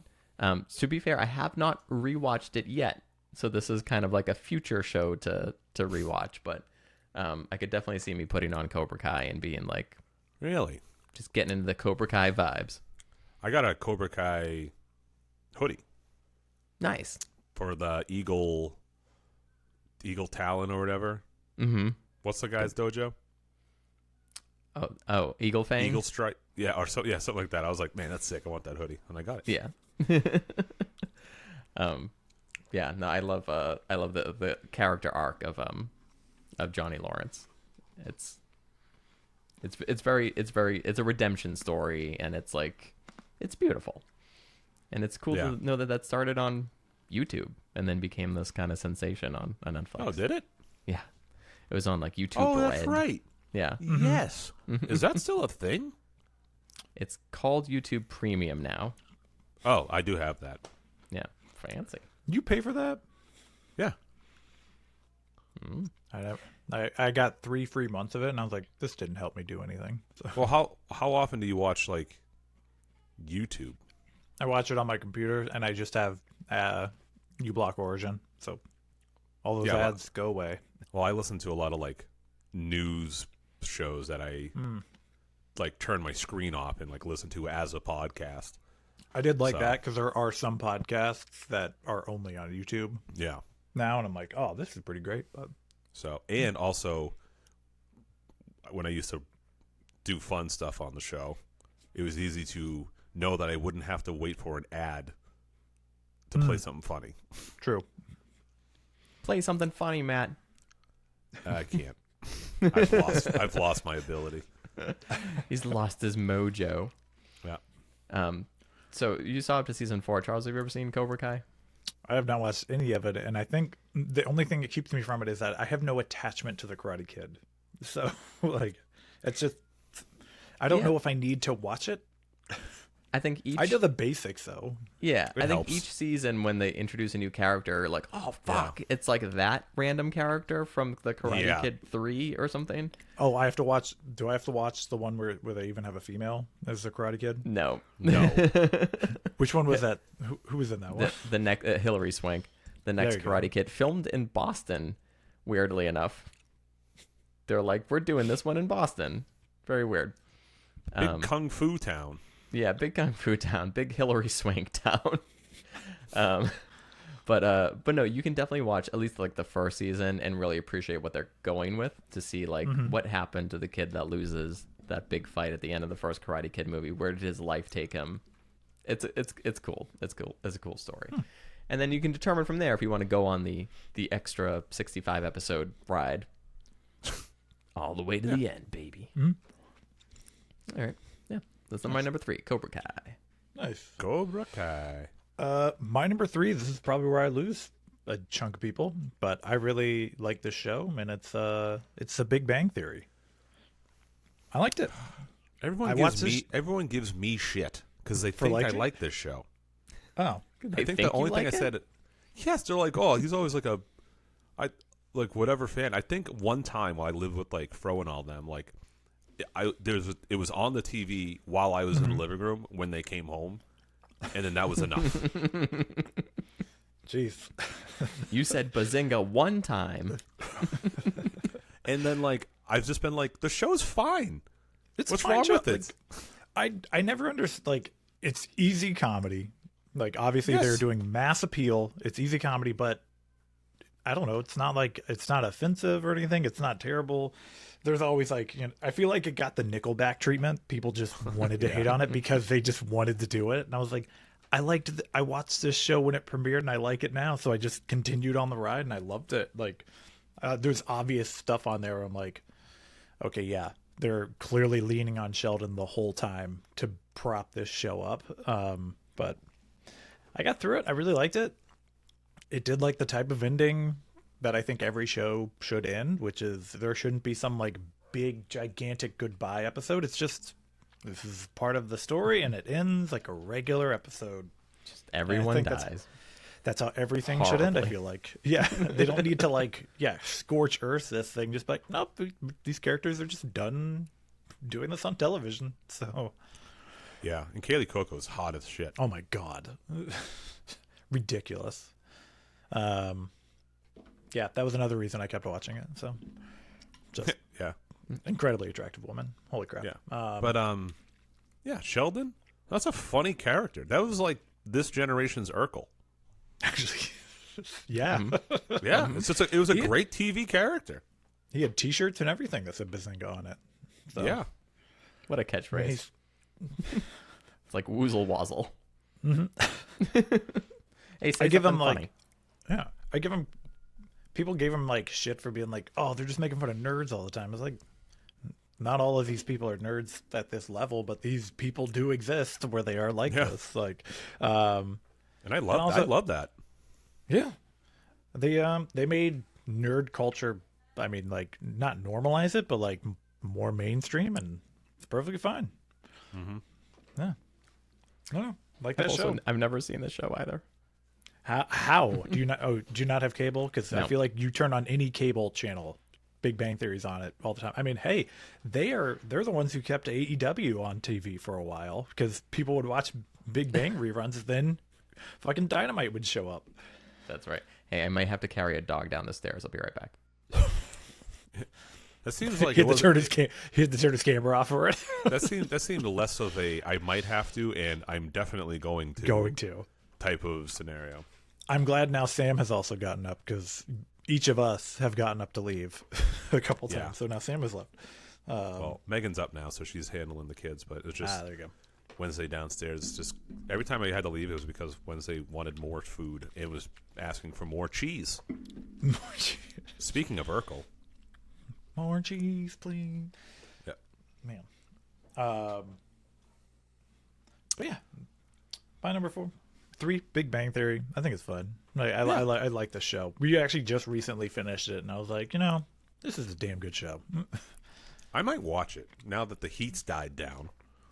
Like, I think it's on Max, so Oh, is it? yeah. If you have the subscription, it's just right on there. A show that I got into. You know what?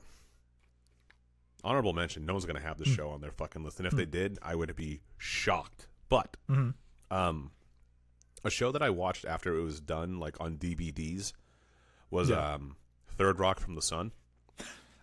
I mentioned this show too often. That show's so fucking funny. I feel like people forgot about it. Like, They definitely did. John Lithgow is so fucking incredible. Joseph Gordon-Levitt got his start on that show. Funny. Yeah. What happened to like a chunk of that cast? Because everyone else disappeared. Those two just kept going. Well, except for what's his name from also Seinfeld was on it. Isn't that the same Who? actor? Newman from Seinfeld. Is he on there? What does he do? Is he the cop on that? Oh, I don't know. Shit, there he Back is. again. Hello. Sorry. Oh yeah, French Stewart was on that show. Yeah, Wayne Knight. Yeah, French Stewart. Stewart. Yeah. I'm a Wayne late Knight was bloomer, on- Alex, and in this round, I'm gonna bloom. Yeah, that show was fucking awesome. Yeah. Look, it got wicked dark in my room. Yeah. Camera. The total eclipse today. Total eclipse of my heart. Total am eclipse I up? in my room. Yeah, you're number 3. All right. Again, these are all layups, Mm-hmm. and this is a popular one. But it seems like neither of you have it because I think you've alluded to it and been like, "Not me." By number 3 is The Office. Yep. Mm-hmm. So I figured it was coming up somewhere. It Oh, has yeah. to be on the list somewhere. Yeah. Man, I slept on The Office for its entirety. I only watched it when I started dating Megan. Mm-hmm. And oh my fucking God. That show is so funny. And I get every time it comes up, but I get pretty emotional on the episode when Michael leaves. That's fucked up. That fucks me up. I think that's right around where I stopped watching. Actually, I got that far. That's into what the basically show. everyone stopped watching. Yeah. 'Cause after that, I was like, oh my god. And then Megan was like, listen, you can finish the show if you want to, but it's kind of done at this point. Yeah. And I don't know. I don't think I finished it because then there'll be like an episode with like new characters. I'm like, who the fuck are these people? I'm like, didn't you watch it? I was like, no, I think I stopped after Michael left. They brought in Idris Elba at one point, I think. Yeah, it was okay for a little bit afterwards, but then like it just started getting like they're really like reaching. But when he leaves, and when like Jim's like, "You're not leaving tomorrow. You're leaving today, aren't you?" And I'm like, and he gives that one last look at the office, and like Jim gives him the like, go on, get out of here type of thing. I'm like, fuck. You know what? I stopped there, and then Megan was like, "You have to at least watch the last episode." Where he comes back for Dwight's wedding. Never saw the final episode. Sometimes, like when I did watch half of something and I know it's ending, I do want to try and like catch up to it. I just never went back. Last episode's good, just because, like I said, like Michael does come back. It's pretty good. I mean, but man, that's an episode where it's just like I'll just watch the cold opens or just. There was someone pointed out on like some like Instagram reel, but. Do you remember the episode where everyone finds out that like Stanley is like cheating on his wife? Yes. No. So there's an episode later on after that, and there's a scene where they're doing like New Year's resolutions, and someone zoomed in on the poster board on like a still from that scene of like them like putting up their New Year's resolutions, and. Stanley's New Year's resolution is to be a better husband and boyfriend.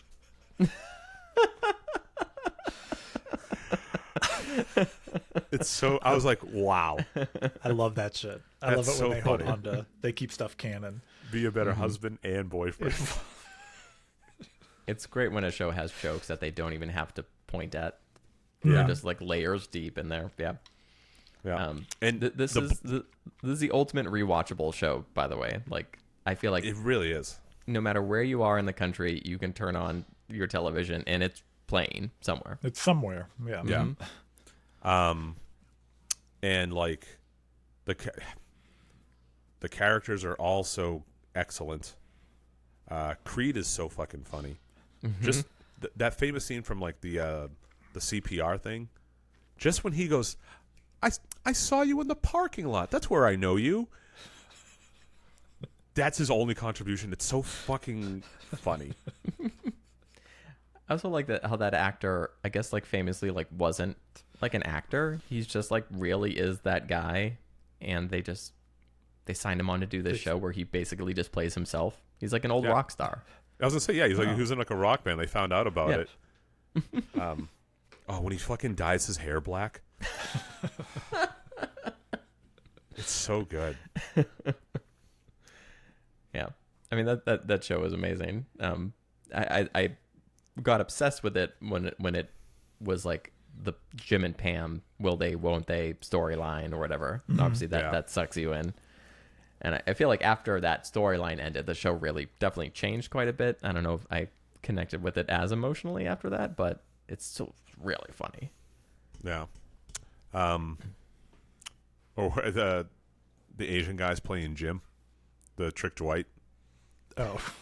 It even changed the photos on the desk. It's so good. Yeah. Or when they introduced Ed Helms' character, that's a highlight too. And you know what? That's hard to do, especially with a show like that, to introduce a new character that everyone's just like, yeah, we'll take him. That's like that was an overreaction. Oh, when he gets fucking. Well, when Jim tries to prank him for the first time. Yeah. It is good. Yeah, but it's the ultimate rewatchable show. I forget what I saw him on, but he was talking about how like in real life people will just run up to him and yell "Rid-it-do." Because like that's his catchphrase. People are like just like point at him and "Rid-it-do," right? And he was like, yeah, that's me. And fucking oh my god, I love when people like GIF clips from shows and like just apply them to current event things. Mm-hmm. But when they speaking of Muppet Vision the other day, when they announced like the new Monsters Inc. thing at like D23, and it was just like the scene with who's the gay guy, the gay Latin guy? Oh, What's his name? I'm totally accountant. blank on his name. Yeah. Um, We're all picturing him, and someone's all know. yelling. But it's the scene where it's just like he's talking to Dwight. He's like, "Where'd you put it, Dwight? Where, Dwight? Where'd you put? It's like where? Yeah. It's just like the whole thing of like it was like where's the new Monsters Inc. going? And it was like Muppet Vision. He's like, where's it going, Dwight? Where's it going? It's so good. It's so good. Or more recently of like what's like going on with like all the Doge stuff of like however you feel about it, but it's just like him explaining to Michael his finances. He's like, this bar is the things you need. He's like, and then this bar are the things that you want. He's like, and then this bar is stuff you don't need, and it's like way up there of like how he spends his money. But it's put that show on, any episode that has Steve Carell in it, and I'm like, I'm sitting down and I will watch this. Prison Mike, oh my god. You know how I like I'm famous for having like bizarre like secondary connections to Here we go. to things. This is the most out there one. It's not real, but I think it's funny. My barber's aunt is dating Steve Carell's brother. So when I go to get my haircut, first of all, he always has The Office on, and then I'll be like, like, how's your aunt doing? And he'll tell me, because he's a gigantic Office fan, so he's like beyond psyched that like he's like, oh my god, my aunt's dating Steve Carell's brother. Like That's so funny. wild. Oh well, here's my connection. Yep. I was on a cast at Improv Boston for 2 or 3 seasons with this guy who went on. He moved to LA, and then he was on a show called The Guest Book on TBS with the actress who played Pam. Oh. And also Pam. now this guy is currently the announcer for Jimmy Kimmel. Oh, wow, that's a good gig. Damn. Yeah. And then also on the same cast, then I was also on a cast with this person on 2 other different shows. She is now a writer for SNL. Wow. Oh, so she lives a rough life. Fun, but rough And life.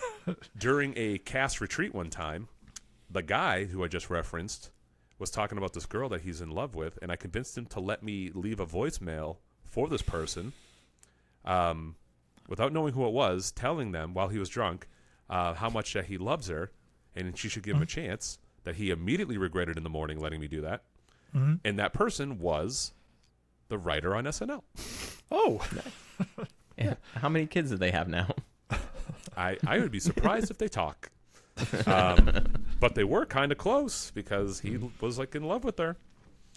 And again, I mean, this is going out to the public. So for those who want to track this, the current announcer for Jimmy Kimmel is in love with a writer from SNL. Figure it out. And here are their names. Yep.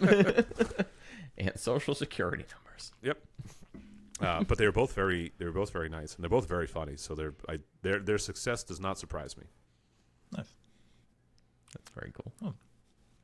But yeah, Sam. who's up? Sam? Charles? Oh, Sam. all Sam. right. So my number 2. Toos. Toos. All right. No, listen, this could time. easily.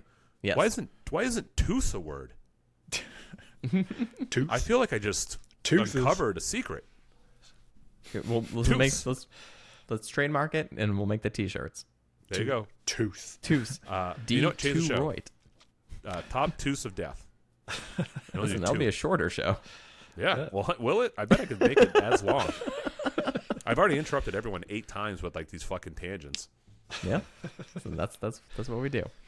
My number 2 could easily be a number 1 for anyone and everyone. My number 2 is The Simpsons. My number 1. Yep. I Go for it. There you go, Matt. Yep.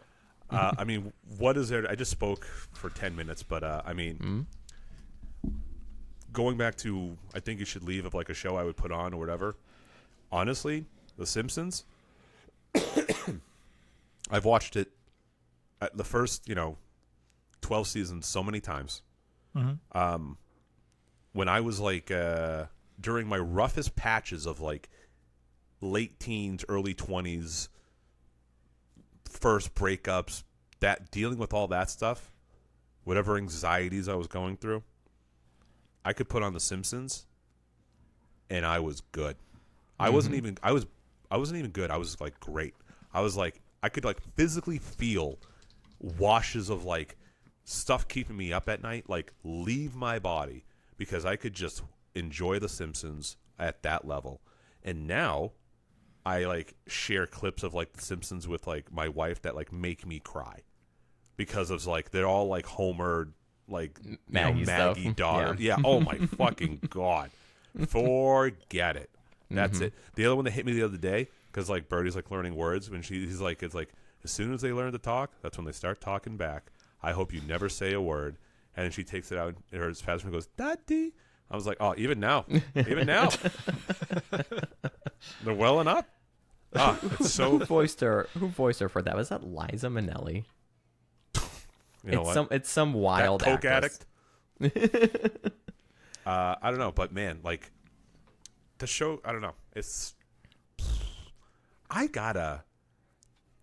For all the shows I watch, I should pick up where I left off. There's like honestly like 20 seasons of The Simpsons I'm not aware of because everyone said it was bad, and Will still watches it. Will just be like, it's fine, and I kind of believe him because I've caught episodes of like seasons that were bad, and I'm like, I think this is good, or like it's like not any worse than whatever.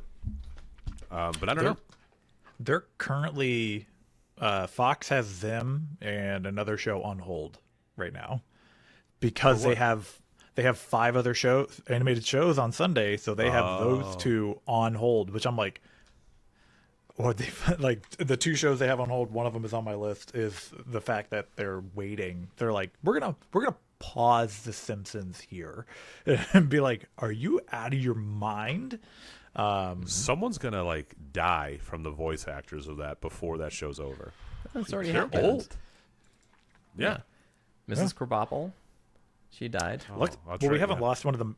Did we lose one of the main ones for like out of the main family? I don't think we've lost. Right? No, but didn't someone else just retire? Was it the voice of? Is it the guy who doesn't? What's his name? God damn it, Smithers. Millhouse. Millhouse? Pamela Hayden retired. Yeah.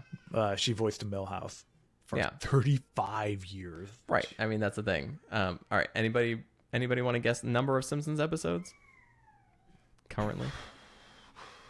It's not quite at One Piece level. But. It's as old as I am. Yeah. Because it premiered in 1988.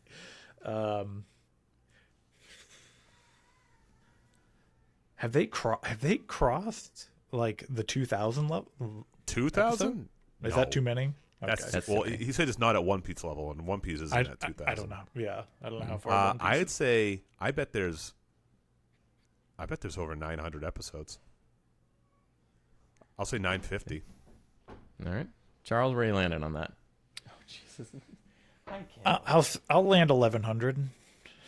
It's actually overestimates. There are 781 episodes of The Simpsons. How many? Wow. 781. Oh wow. Yeah. Guess I was wrong. Damn. I am slowly becoming a floating head in this. I think the reason this didn't make it to my number 1 is because I am in that camp where, and my cutoff is earlier than yours, Matt. My cutoff is actually season 9. Wow. Okay. And after that, I just think they become less and less funny. And I have tuned in for like a handful of episodes over the last however many years, and every time I've just been like, I might get like a like out of me every once in a while, but I'll still rewatch those older episodes, and I'm still finding new jokes, and they're still making me fucking cry laugh. And it's incredible how tightly packed the jokes are, just like one thing after another for 22 minutes, and you're just like, that was perfect. Like They can't make it any more perfect. And I don't know if it's just because of the amount of content that's out there right now, where there are very few shows that I feel like are quotable. But like, Matt, you're one of these people that I can have like a full conversation with that's only Simpsons quotes. Yeah. And I have a handful of friends that are like that, where we can just one after another, like in any situation, there's always an applicable quote. And you just know, you know what quote follows it. You know what quote came before. It's fucking wild. So yeah, when that show was like roaring, when it was really going, which I'm going to say is episode or seasons 3 through 7, that particular set of episodes, holy shit, untouchable. That's why this show, The Simpsons, sadly didn't make my list, and it is because, same caveat, I actually just restarted watching it, and I started from season 1, and I went, all right, I'm just going to season 3, and I'm probably only going to get, I'm going to get to like, I don't know my cutoff, but it is like 12 to 14 in there, because I was still watching when those were out, so there are episodes in there I still like, but then it eventually just goes off, and I'm okay not going any farther. Like, I'm just not. So, like, I just didn't feel like it was there. But yes, this show is still, those original seasons are incredible. Right. There's a lot of good episodes in season 2. There are. They're finding their footing in season 2, and there are some quality episodes. But where Simpsons becomes that like classic, unstoppable Simpsons, I think is season 3. Yeah, and I think Dancing Homer's in season 2. Yeah. The first Treehouse of Horror. Yep. Yeah. So yeah, it's an easy number 1. I just put it at number 2 because I think, again, let's say 150 episodes that are just like some of the best written television that's ever existed, but then 600 other episodes. Yeah, I don't know. You know what? I don't know. Maybe I go through The Simpsons and I don't know. I'll give a little update after every week. I'm like, well, I'm on season 20, and it's okay. Yeah. One weird Simpsons fact there is. Totally forget the premise of the episode, but it's they go to Boston. I remember they promoted it a lot around here. This is, I don't know, 15 years ago or something. And there's one shot that is literally the view from where my dad used to work at the post office in Quincy, Massachusetts. So the view out that door is exactly the view of whatever they cut to it for some reason. I'm like, that's fucking wild, because they drew it exactly. And it's not a famous part of Boston. It's in Quincy. It's in a suburb.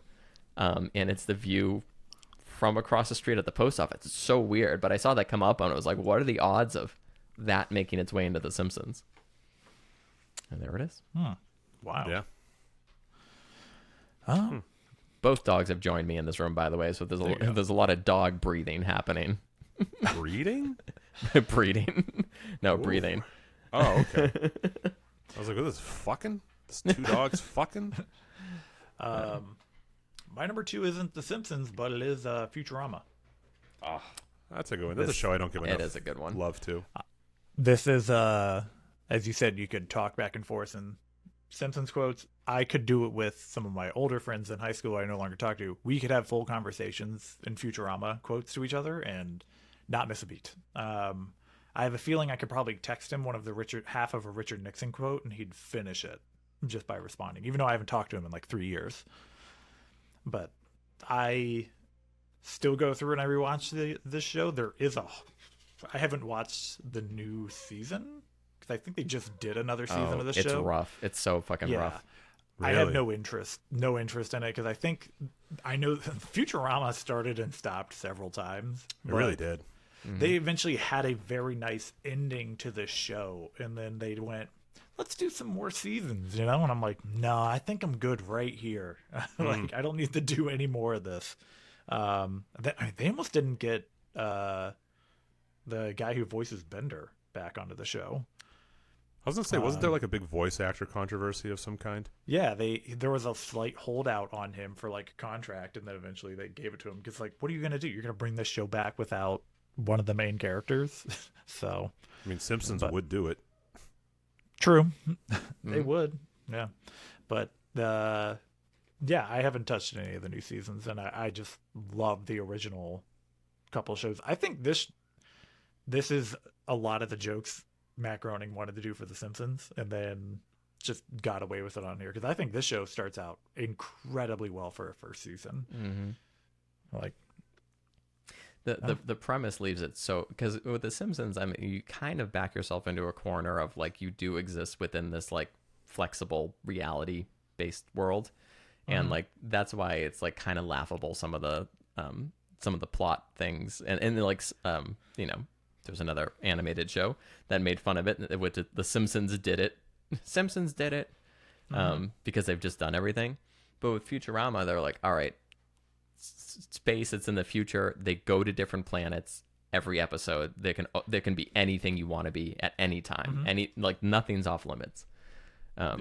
Which, I mean, can definitely keep things fresh. You get the Amazon planet with the snoo. I love using that gif. Oh, good, the cat feeder's going off. 5:30, everybody. You have that. You have, like I said, they brought Richard Nixon back as like a side character, which I fucking love. His episode "Ahead in the Polls" is one of my favorite episodes of television out there, because that whole episode is fucking quotable. Especially Bender's. They're climbing up. They're breaking into the Watergate. So there's scale on the side, and there's two. Like, Bender sees a couple like doing something, and he goes, "Woo!" And they go, "Hey!" And he's like, "Get a room. We are in a room. Let's lose some weight." I can't not think of that anytime. That whole episode just pops in my head all the time. Yep. Listen, that's a quality choice. That's a high quality choice. Yeah, I haven't gone back to rewatch it in a while, and I'm pretty sure it's like coming up on a easy rewatch, because it is a good second screen. Even though this show is infamous for having one episode you just have to skip and just act like it doesn't exist. You go right past Jurassic Park and never pay attention to it. It just you see that, I see that pop up every time. I'm like, oh no, we are skipping this episode. And not that will coming back ruin to me. It. Yes. So, but yeah, Futurama is just incredible. Yeah. I am curious if there's like any redeemable moments in the new season, because I watched the first episode and it was just like, oh, I can't. It's getting bad. It was like, did anybody watch Enchanted when that came out? Ironically enough, my wife. Actually, I think I've seen all like 4 seasons of it, actually. There's 4 seasons? Are you shitting me? Yeah. I watched the first season and I was like, this is mediocre at best. And then it just kept going, I guess. Yeah. I don't know why. I just kept following that show because I think it was an easy second screen. It's not as funny as The Simpsons, but it has still some stuff going on. Yeah. I think that's my least favorite type of anything, is something that's just mediocre. And that's what it is. Yeah.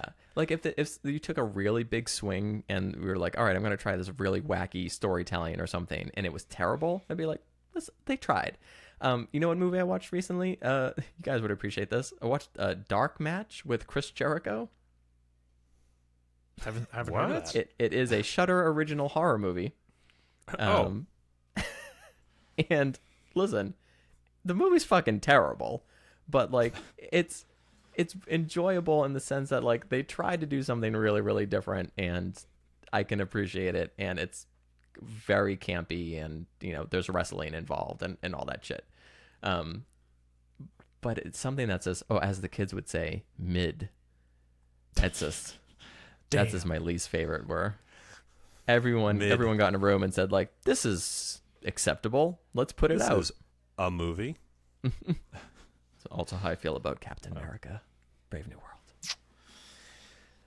But yeah, Futurama, it's a gentleman's choice. Fantastic choice in my opinion. But Matt, your number 2, your last one. My last one. Yeah. This could be somebody else's number 1, but I'd be surprised. I thought me and Sam were for sure going to have Simpsons at number 1.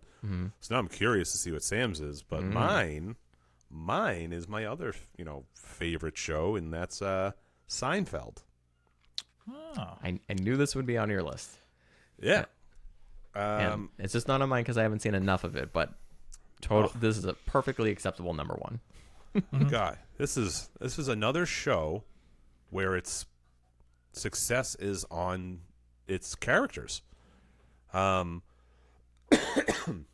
So many great moments for this show, and the episodes are all, they're all.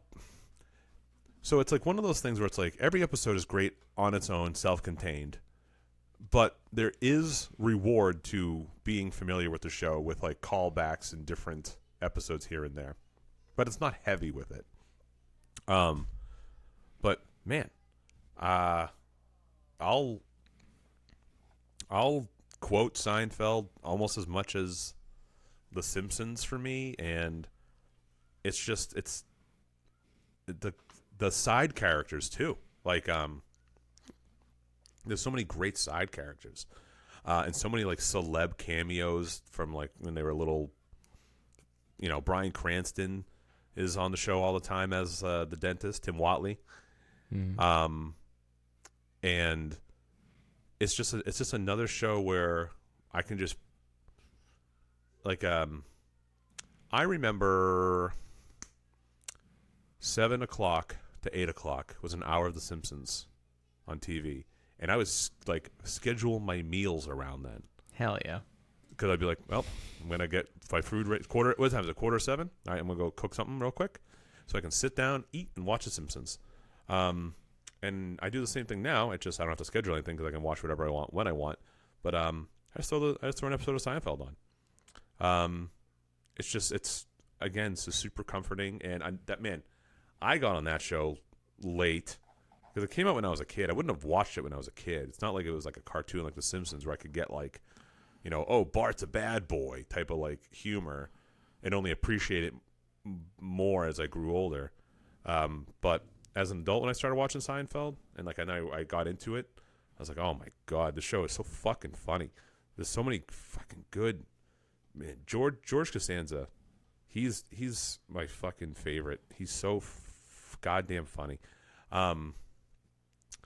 There's an episode where George gets a job at a place that like won't fire him, so like keep moving his office, and by the end of the episode his office is in a storage unit in the basement that's barricaded with like boxes. So the last episode is like a shot of the single room office with no windows, and then George's feet just kick down from the vent and he like wiggles down from the vent and like lands. And the whole episode ends where he like it's just a desk with a phone in it, and he just picks up the phone and he like dials the secretary. He's like, if you see Mr. So and So, tell him I'm in my office. It's so good, but that stuff that's one of my favorite ones. One thing I will say when I'm missing anything is there's an episode where George's dad goes to see a new doctor, and or it might even be Jerry's dad. It might be Jerry's dad. But they go see a new doctor, and he like has this thing about seeing the doctors because he's afraid they're gonna steal from him for some reason, and his like wallet goes missing. So like he takes off his pants to get an exam, and then he like goes to put it back on, and his wallet's missing. And he just starts yelling, "My wallet's gone! My wallet's gone!" And I say that every time I'm missing anything.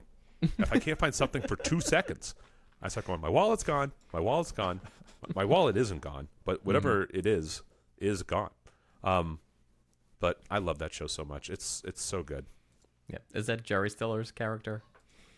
Yeah, he's George's dad. Yeah. Okay. But I mean, Jerry's dad. I mean, I think that's an underrated character because Jerry Stiller's so over the top. Mm-hmm. But Jerry's dad, that guy, he's fucking just as funny too. But it's just too good, and the way every episode kind of just like all falls in on itself with like some like long running theme throughout the show. It's so good. Like the one where Jerry's dating this girl, and everyone thinks that Jerry's anti-dentist. So that's where like the phrase anti-dentite came in. They call him like an anti-dentite. But it's just like a misunderstanding. And like he gets like shunned at like this funeral, and he's like with this date, and this date's just like she's like, oh my god, you know, don't get me like, you know, yeah, dentists, man, they're the worst. And then she's like, you know what's even worse? The Jews. And the episode just like ends, and it's just like No, that's Larry David. He's like the head writer, right? Yeah, it's his show. Yeah. I mean, he is George Costanza. I mean, that's why I can't believe. I know everyone says it. Like, you got to watch Curb Your Enthusiasm. If you like George, it's just more George. I'm like, I know, I just haven't. Mm-hmm. There's so many shows to watch. It's crazy. I know, it's too many. Yeah, and Seinfeld's one of those ones that I do kind of regret not being more familiar with, because like it does get brought up to me a lot. It's like, and it's always as in like, oh, obviously you'll love this show. And like, obviously you do love this show, and I'm like, I just haven't seen enough of it. I'm sorry. But yeah, no, that's a great choice for number one. No, well, number two for me. Oh, number two. Yes, that's right. Yeah, but it is my last one. Mm-hmm. Bless you. That was my wife downstairs. Okay. All right. My number one? Yeah. I'm really curious. My number one is the longest running sitcom of all time. It's Always Sunny in Philadelphia? Yes, it is. Really? Oh, wow. That's Yes, a good it one. is. I'm Yeah. surprised it's over Simpsons, but I get it. Yeah, I think because when new episodes of It's Always Sunny come out, I still think they're fucking hysterical. Yeah. If anything, I don't think there's been a dip in the quality. I do think that they have like a little bit gotten less crazy, and like maybe a little bit less risque. Like not talking about, like, there's the episode where, you know, Mac is playing both sides of the abortion that's and such a good anti-abortion one. line just to pick up women. Yeah. That's so good. Which is very funny. I feel like they don't push things that far anymore, but I still think what they do choose to present in their new episodes, I still think is really funny. And they caught me completely off guard. There's a season where they go to Ireland, which was 2 seasons ago or something. The whole season? Yeah, the whole season. Yeah.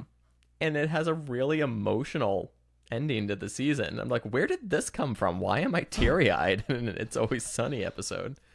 But in general, it is like you said, Matt, one of those ones that I could pop on any season, any episode, be perfectly happy and content watching it while I'm eating dinner or doing something like that. It's always rewatchable to me. Danny DeVito's character on that show is unbelievable. Mm-hmm. The fucking episode where they're having like the kids beauty pageant, and he's like, "We got to write a song that tells people that we don't diddle kids." And he's like, "I could be something like we don't diddle kids," and it's like he has like a nosebleed while this is happening. It's so fucking funny. Yep. Those little layers like that, and the fact that like he always has a gun that falls out of his pocket. So anyway, I started blasting him. Yep. There's that in the fucking. You know what I refer? A lot of times I call any knife my toe knife. Mm-hmm. I'll be like, "Can you hand me that toe knife?" They're like, "What?" I'm like, "Toe knife." The woman that played Charlie's mom passed away yesterday. Oh. R.I.P. to Mrs. Kelly. That's too bad. Yeah, I forget her name, but one story I didn't tell on last week's dating episodes was that there was a girl I was dating, and I think that one of the reasons that she broke up with me is because I said that her mom reminds me of Mac's mom from It's Always Sunny. She's very crass, very trashy, and chain smoking, which is pretty rough. That's a rough character. But yeah, that series has been on for 17 years or something. No Emmy, Wild. right? That's the whole thing. Oh, I think so. I think that's part of their shtick. But their podcast, which they were doing for a little while, I think it's on hiatus or whatever. But It's Always Sunny podcast is fantastic because they speak so much about the behind the scenes of like making that show, but also like what it was like for them, like before making the show, what it was like to know that like they've got this chance to make this show, but the network's threatening to cancel them like every 2 episodes, and like just that whole story is it's fascinating, and it's really like inspiring and uplifting, but still very funny. You hear their dynamic, like as they are as people, and you're like, oh, I can see exactly what they bring to the table when it comes to the writing. Because they're definitely playing to an extent like themselves turned up, quite a bit. Like Dennis probably isn't a serial killer in real life, but they're all on like different shows now too. AP Bio is fucking great. Yeah. Didn't there was like a 1 or 2 seasons and it was done, right? It was and the third season premiered someplace weird. It went to streaming on someplace kind of obscure, but they're all streaming on, I think, on Netflix now. Very watchable. That show is very funny. Caitlin Olsen is on a different show as well. She's been on a bunch of shows. She's on the Mick now, I think it is. Or is she on no, she has a new one now. Is that D? Yeah. Yeah. She's on like High Crimes or something like that. Yeah, she's on a few shows. But Mythic High Quest. Potential. Mythic Quest was awesome. It is awesome, and the new episodes are coming out right now too. Oh, really? Yep. Oh, Which is I gotta say the one knock I have against that show is it has the same problem I had with Silicon Valley. They just keep stretching this like story out longer and longer. Nothing ever succeeds, and then they have to like correct it the next season, and again same fuck up happens, and then they just move it to the next season. I'm like, it was a really good like first 2 seasons, then I just kind of gave up on it after that. So It's still really funny. I do agree where like it is kind of like there's not a ton of progression in like the storyline necessarily, but in the most recent episode, one of the characters is pregnant, and another character reskins a bunch of games to help her like cope with the fact that she's pregnant or whatever. But he's like, I only had a little bit of time to do it, so there's like he chose to reskin a game that's basically like Overcooked. Have you ever played Overcooked before? Oh yeah. Yeah. He reskin that, but it's like, fry that baby. And she's like, why am I frying this baby? I don't like the way this makes me feel.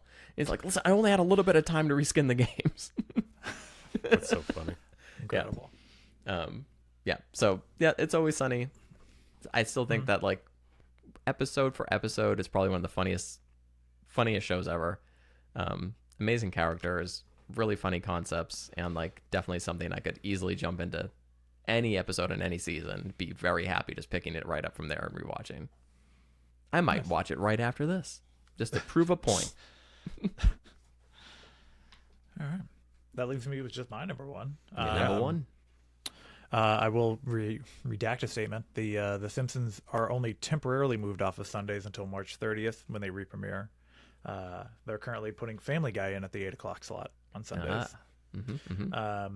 But my number one show is the show that's currently on hold now until the summer, which I'm pissed about, which is Bob's Burgers. Yep. I have rewatched this show more times than The Simpsons. I probably in like whole, as in like season to season. But I can watch this all the way up to the current episode and then restart right away back to season 1, episode 1. There is something about this show. I don't know if it's just because it's a nice like color palette or anything, but it is just easy to put on in the background, and it's very calming. Like for me to just sit there and like worries go away when like Bob's Burgers pops on, and I know every episode, and I still laugh at them because I still think I still find it funny. And I'm like, I hope this show picks back up in the summer. I'm kind of pissed that they have it on hold for Grimsburg and Crepopolis. I don't know what those words are. Yep. Those are the other shows they have on there. Granted, the other show they have is The Great North, which is the same creators and showrunners as Bob's Burgers, but they're currently running with that show, which actually also isn't a terrible show, but it's not. Same with Futurama. It's not The Simpsons. The Great North is not Bob's Burgers. It's just not the same. You can use a lot of the same voice actors, but it doesn't hit the same. But yeah, Bob's Burgers, this show's been on since fucking 2011, and it feels like it has not been around that long. It definitely feels brand new for having a ridiculous number of seasons. And also, I don't know if you feel the same way, but I feel like the newer episodes of Bob's Burgers are basically exactly the same as the older episodes of Bob's Burgers. There's just like a super consistent line of quality. I will say that like some of their episodes, they're finding like they had very silly off the wall stuff early on, but they are now consistently hitting every now and then, like every couple episodes, they hit a fucking home run of like they dealt with regular sized Rudy's like divorce and dealing with that, like how he has to balance, and he feels like as a divorced kid he has to like perform when both of his parents are together, and they go into these like really weird deep episodes, and you're like, wasn't expecting this from this show. Wasn't expecting to have like feelings and watch other characters develop. But they also, Bob's Burgers, that same thing happened to Big Bang Theory. They lean on the kids a lot in some episodes where it's just like, I'm not into, they're great characters, but I'm into Bob and Linda. Like I like them as characters themselves. And sometimes they just give them they give them the B storyline, and it's whatever. Like, but yeah. Do you have a favorite Bob's Burger song?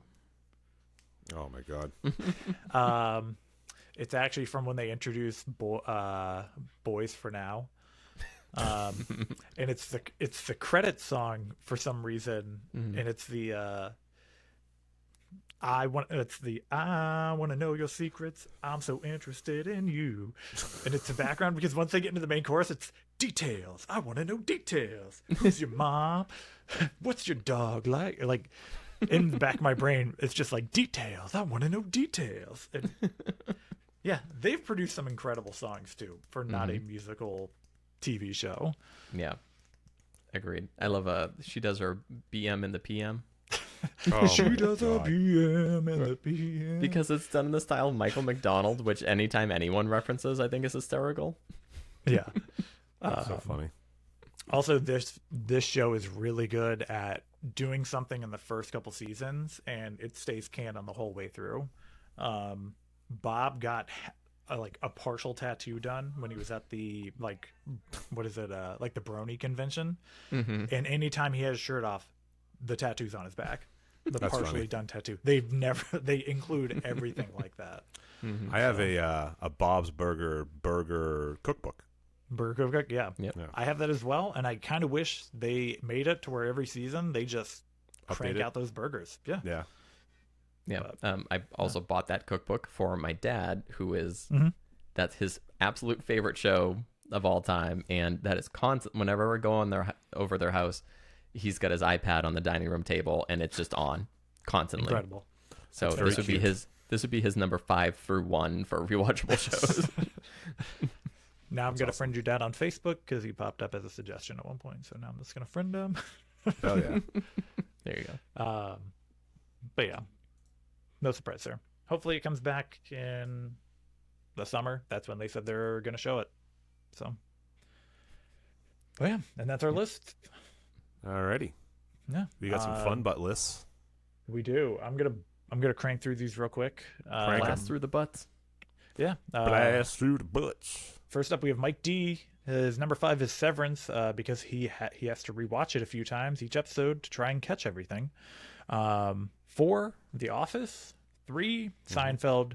2, Brooklyn Nine-Nine. And number 1 is Scrubs, which I currently am. We just did a rewatch and we decided not to watch the final season because end of season 8, perfect ending. And then they did another one. Yeah. So, That show, I feel I never really watched the show. I've caught clips of the show, and it seems like it's too sad. It does have some very bummer moments. That a lot of the fucking time. one Also- clip that always pops up for me is the one where like that guy's I think he's at his own son's funeral, and he says something to the other main character. This is like the older jerk doctor, and he just goes, "Where do you think we are right now?" And I'm like, yeah. "Fuck that, okay? I don't need that shit Yeah. in my life." Also, they have jokes in the beginning of that season. Do not age well at all. The one thing I do think is funny is that the janitor was the guy from The Fugitive. What?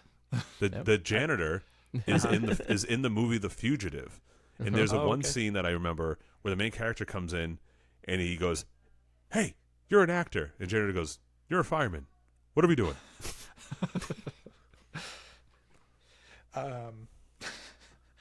Next up, we have K-Funk. He has number 5, Justice League / Justice League Unlimited. 4, Dinosaurs. 3, Parks and Recreation. 2, It's Always Sunny in Philadelphia. And number 1, Trailer Park Boys. That's a show I feel like I would like, but I never get into. I've tried and I couldn't get into it. Just same thing with Letterkenny. Oh, Couldn't get into either. Fuck my own ass. I wish I could change my list. No, There's a show I too late. totally forgot. I know. Next up, we have Dad. Number 5, he says White Lotus seasons 1 and 3. I feel like season 3 is coming out right now. Jesus Christ, Justin. Number 4, It's Always Sunny in Philadelphia. Nice. 3, Fleabag. 2, Vice Principals, which I was like, that only had 2 seasons. Good show, but 2 seasons. And he says number 1, True Detective, season 1. And then his 1A is Breaking Bad. Which Breaking Bad is the show that I didn't want to bring up, but it is the one that I was like, this show makes me feel bad, and I'm never rewatching it. Yeah, that's one that I've never had more anxiety watching a show than that one. Next up, we have Mitch Mint, freshest of the Fun Butts. Number fresh. 5, he has The Office. 4, House. 3, Naruto. 2, Supernatural. And number 1, No Reservations. With Anthony Bourdain? I guess. All right. Sick. Yeah. Next up, we have Kevin Weaver. Number 5, Cobra Kai. 4, Stargate Universe. 3, Stargate SG-1. Jesus Christ. 2, Breaking Bad. And number 1, Stargate Atlantis. Wow. That's the list of someone who puts the head of his own dick in his own ass. You know what? Good So for him for bendy. having that length. Yeah. Or his asshole's just unreasonably close to his dick. Hey, that's true. Next up, we have Cameron B, which I'm still assuming is Cameron Bevins. Oh, shit. Cam Girl. Yeah. Number 5, he has Batman the Animated Series. That's a good one. 4, Brooklyn Nine-Nine. 3, Frasier. 2, Seinfeld. And number 1, Star Trek The Next Generation. Next up, we have Bulky Mania. Number 5, Severance. 4, I Love Lucy. He says, no joke, one of the best of all time. Yeah, 3, it's not The wrong. Office. 2, Parks and Rec. And number 1, Always Sunny. Nice. We have Will chiming in with his list. Number 5, The Norm Show. What did I say? 5? Yeah. 4, Curb Your Enthusiasm. 3, The Office. 2, The Simpsons. And number 1, Seinfeld. We have Mashin. Number 5, Ozark. 4, Alice in Borderland. 3, Band of Brothers. 2, Vikings. I don't know how the hell you're rewatching Vikings. And number 1, Breaking Bad. That's a heavy ass list. Yeah. Well, we're about to get heavier. We have Brian Davis, number 5, House. 4, Breaking Bad.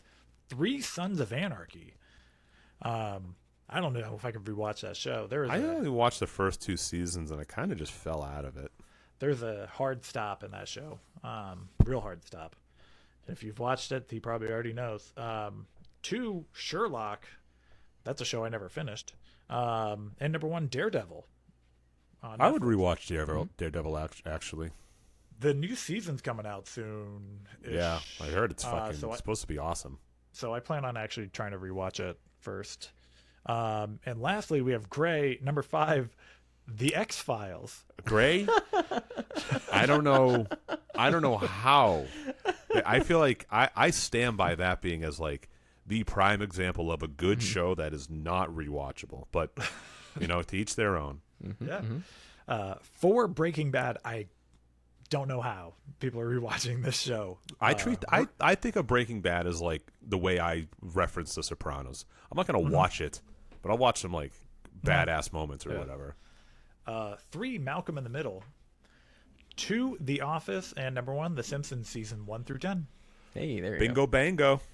And that's the list. All right. Well, thank you so much, everyone, for your list. And if you want your list, you can go to top5ofdeath.com where you can join the Discord, become a part of our community, and start fucking chit-chatting away, baby. But yeah, again, I'm happy to be back. Things have settled down, so I should be good to go. Actually, this new headphone setup, I'm very pumped on. No wires. I like it. But yeah, thank you so much, Sam. Charles, any last words? I have a detailed 10-point argument that I'd like to get into. Of what? I mean, No, stick around I have for an I have argument. nothing else. All right. Well, then, with that being said, smell you later.